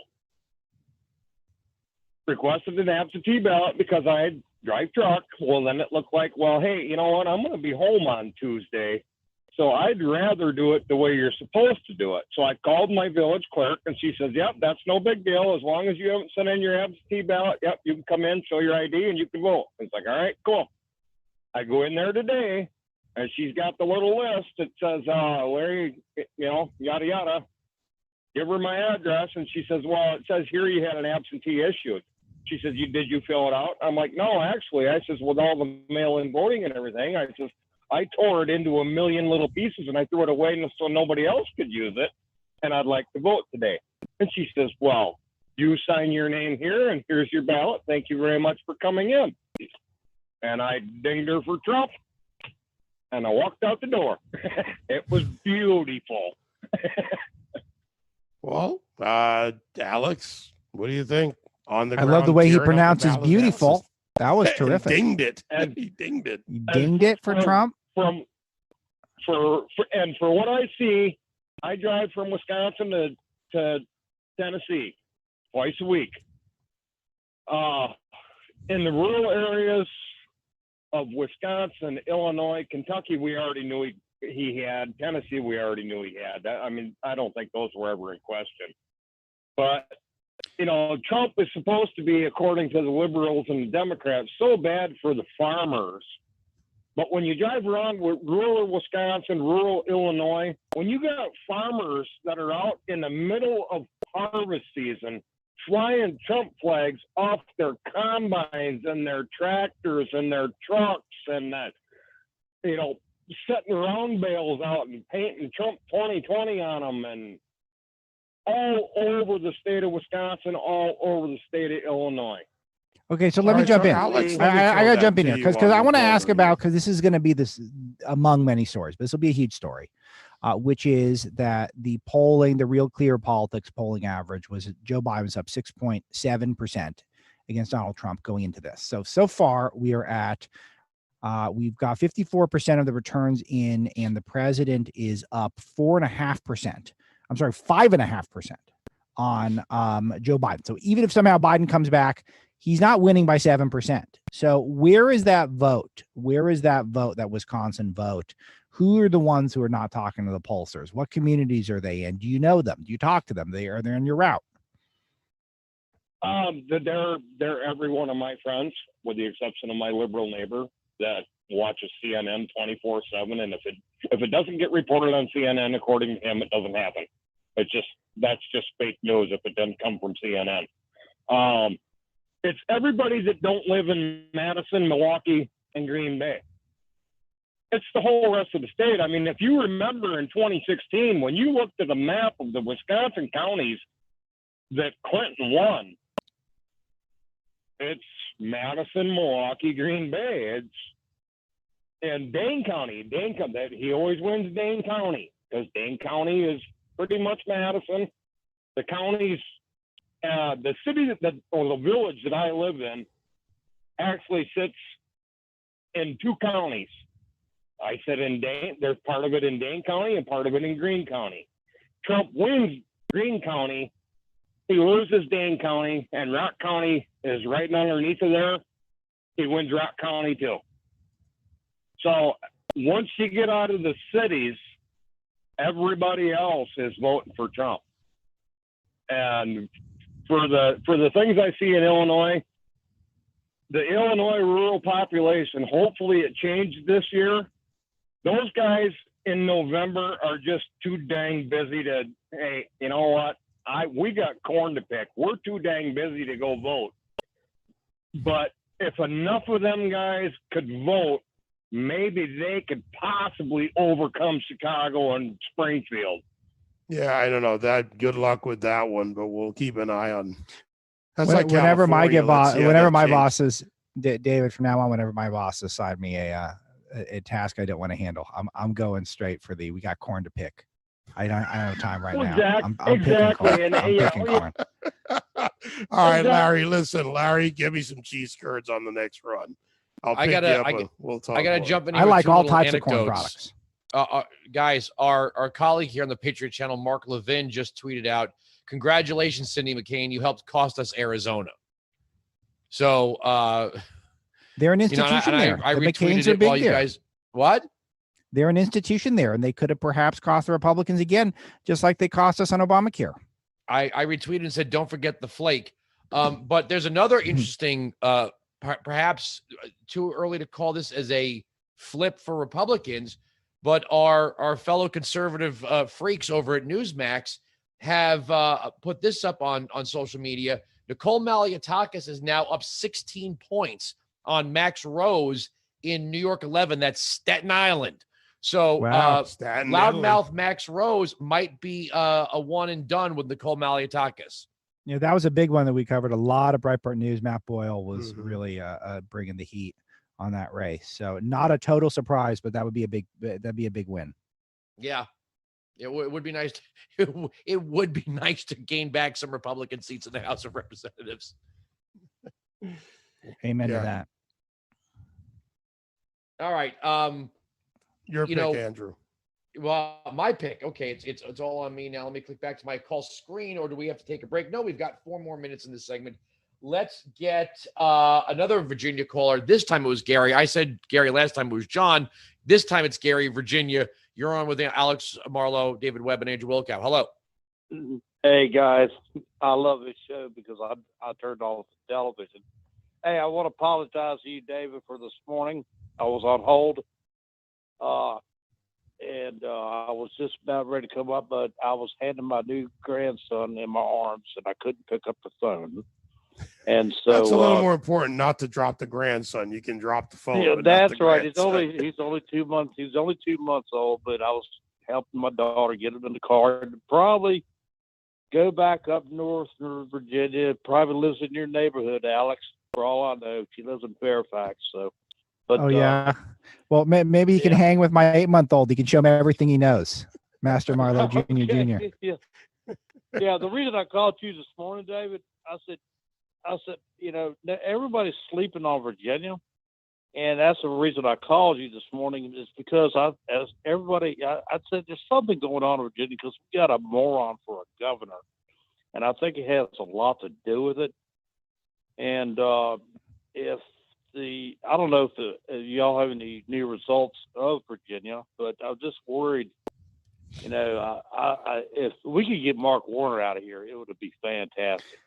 If we could, let me give you an update on that. Let's see how that's going. Let me pull up my data here, my trusty little data book. So I'm going over my Senate page, North Carolina. So there's 94% of the vote in, and I'm sorry, I've got it all wrong here. 63% of the vote in, and Mark Warner is up by 0.8%. So another one that's been called, it's been projected. It's a 0.8% race with 63% in.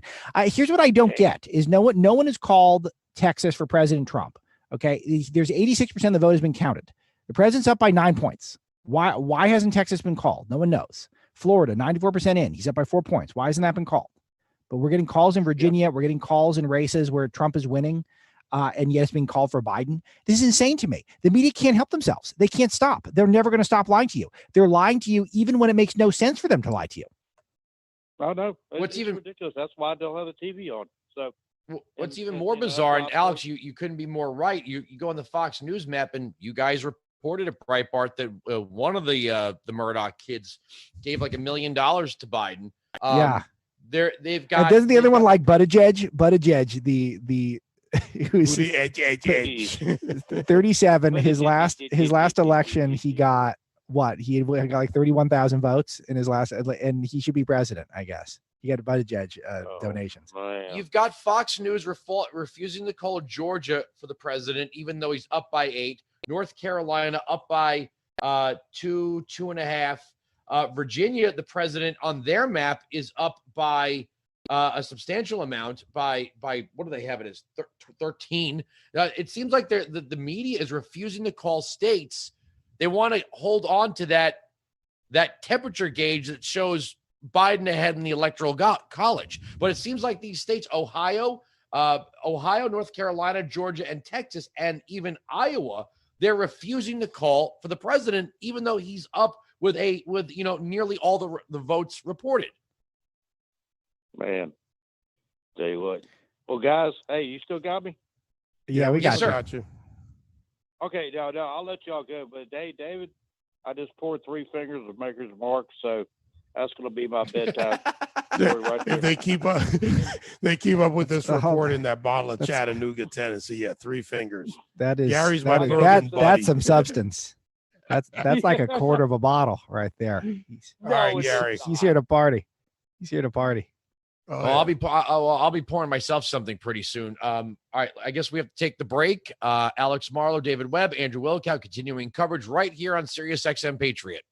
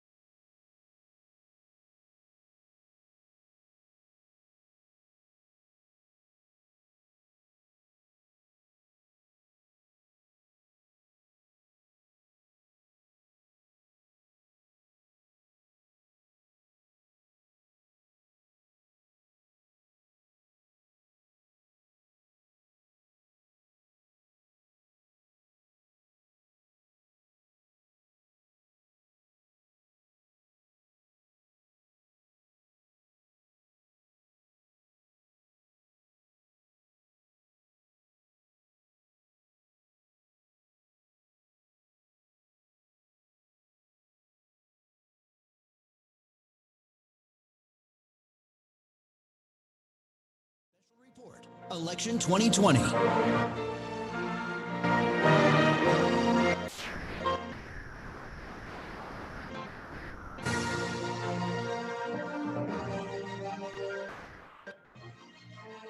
right, maybe we can get some more updated information. Mr. Marlowe, do you have anything breaking?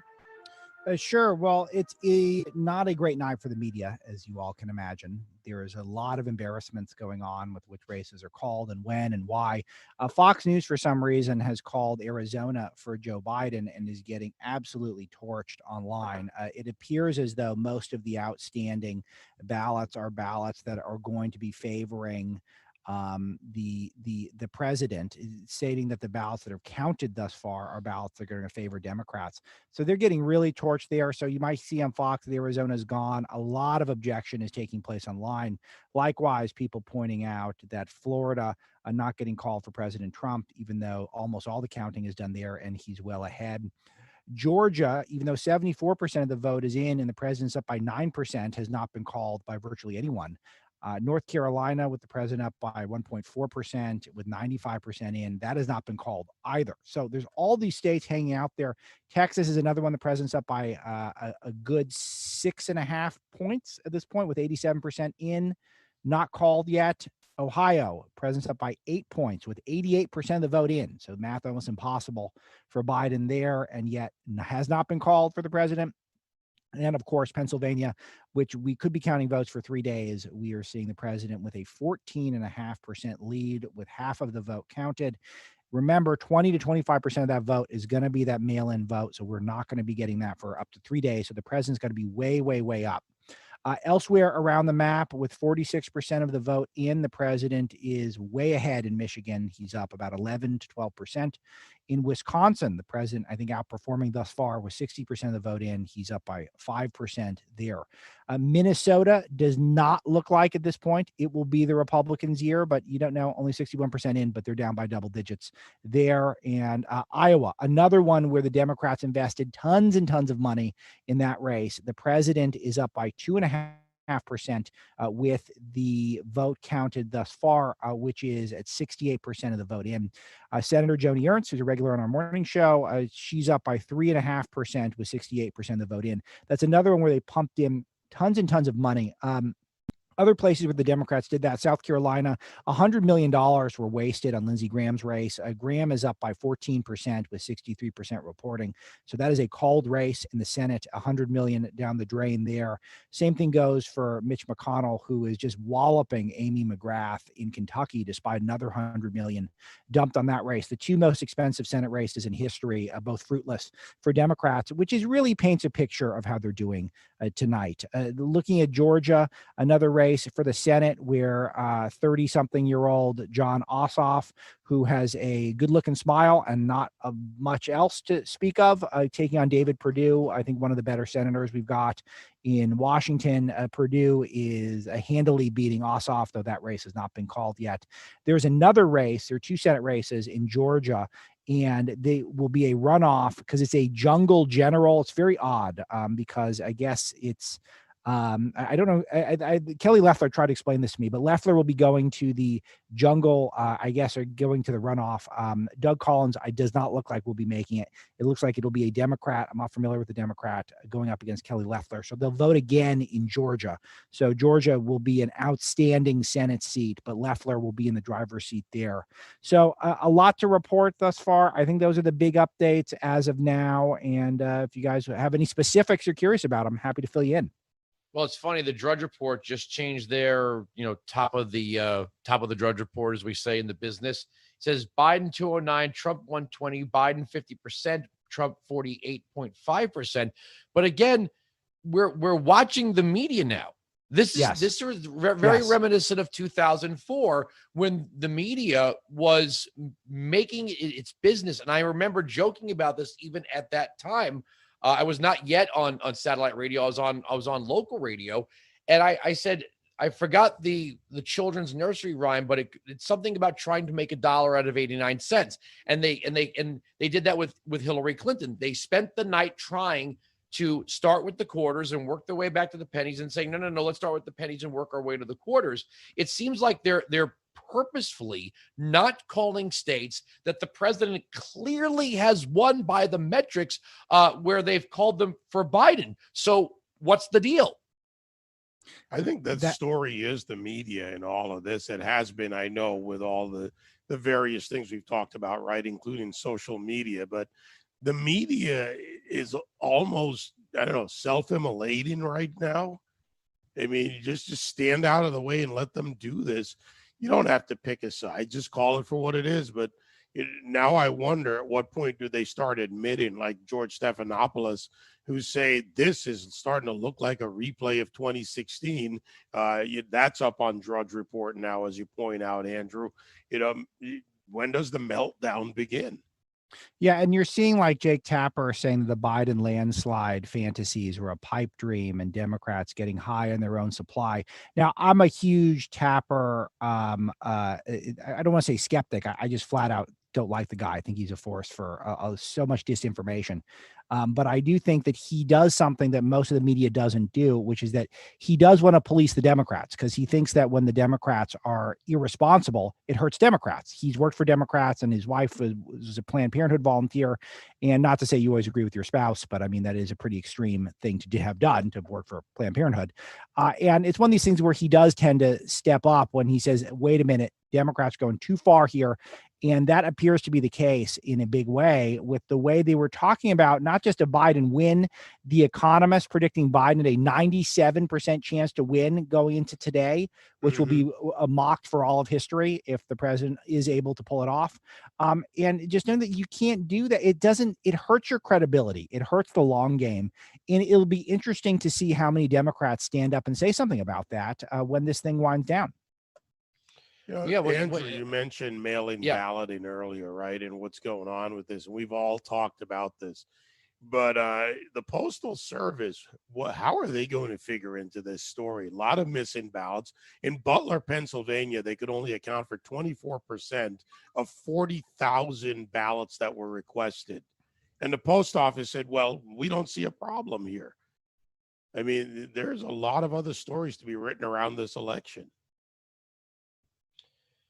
Yeah, well, there's going to be something that I think if the president wins, I'm waiting for it. I'm bracing for it. I already read, I did this on an episode of Wilkow on Blaze TV, that I found an obscure college professor who said, well, this is not going to be fair because low-income people, people of color, young people, mobile voters are not going to be good at filling out the paper ballots. So if the president wins, you're not going to hear any talk of mail-in ballots in the future, right?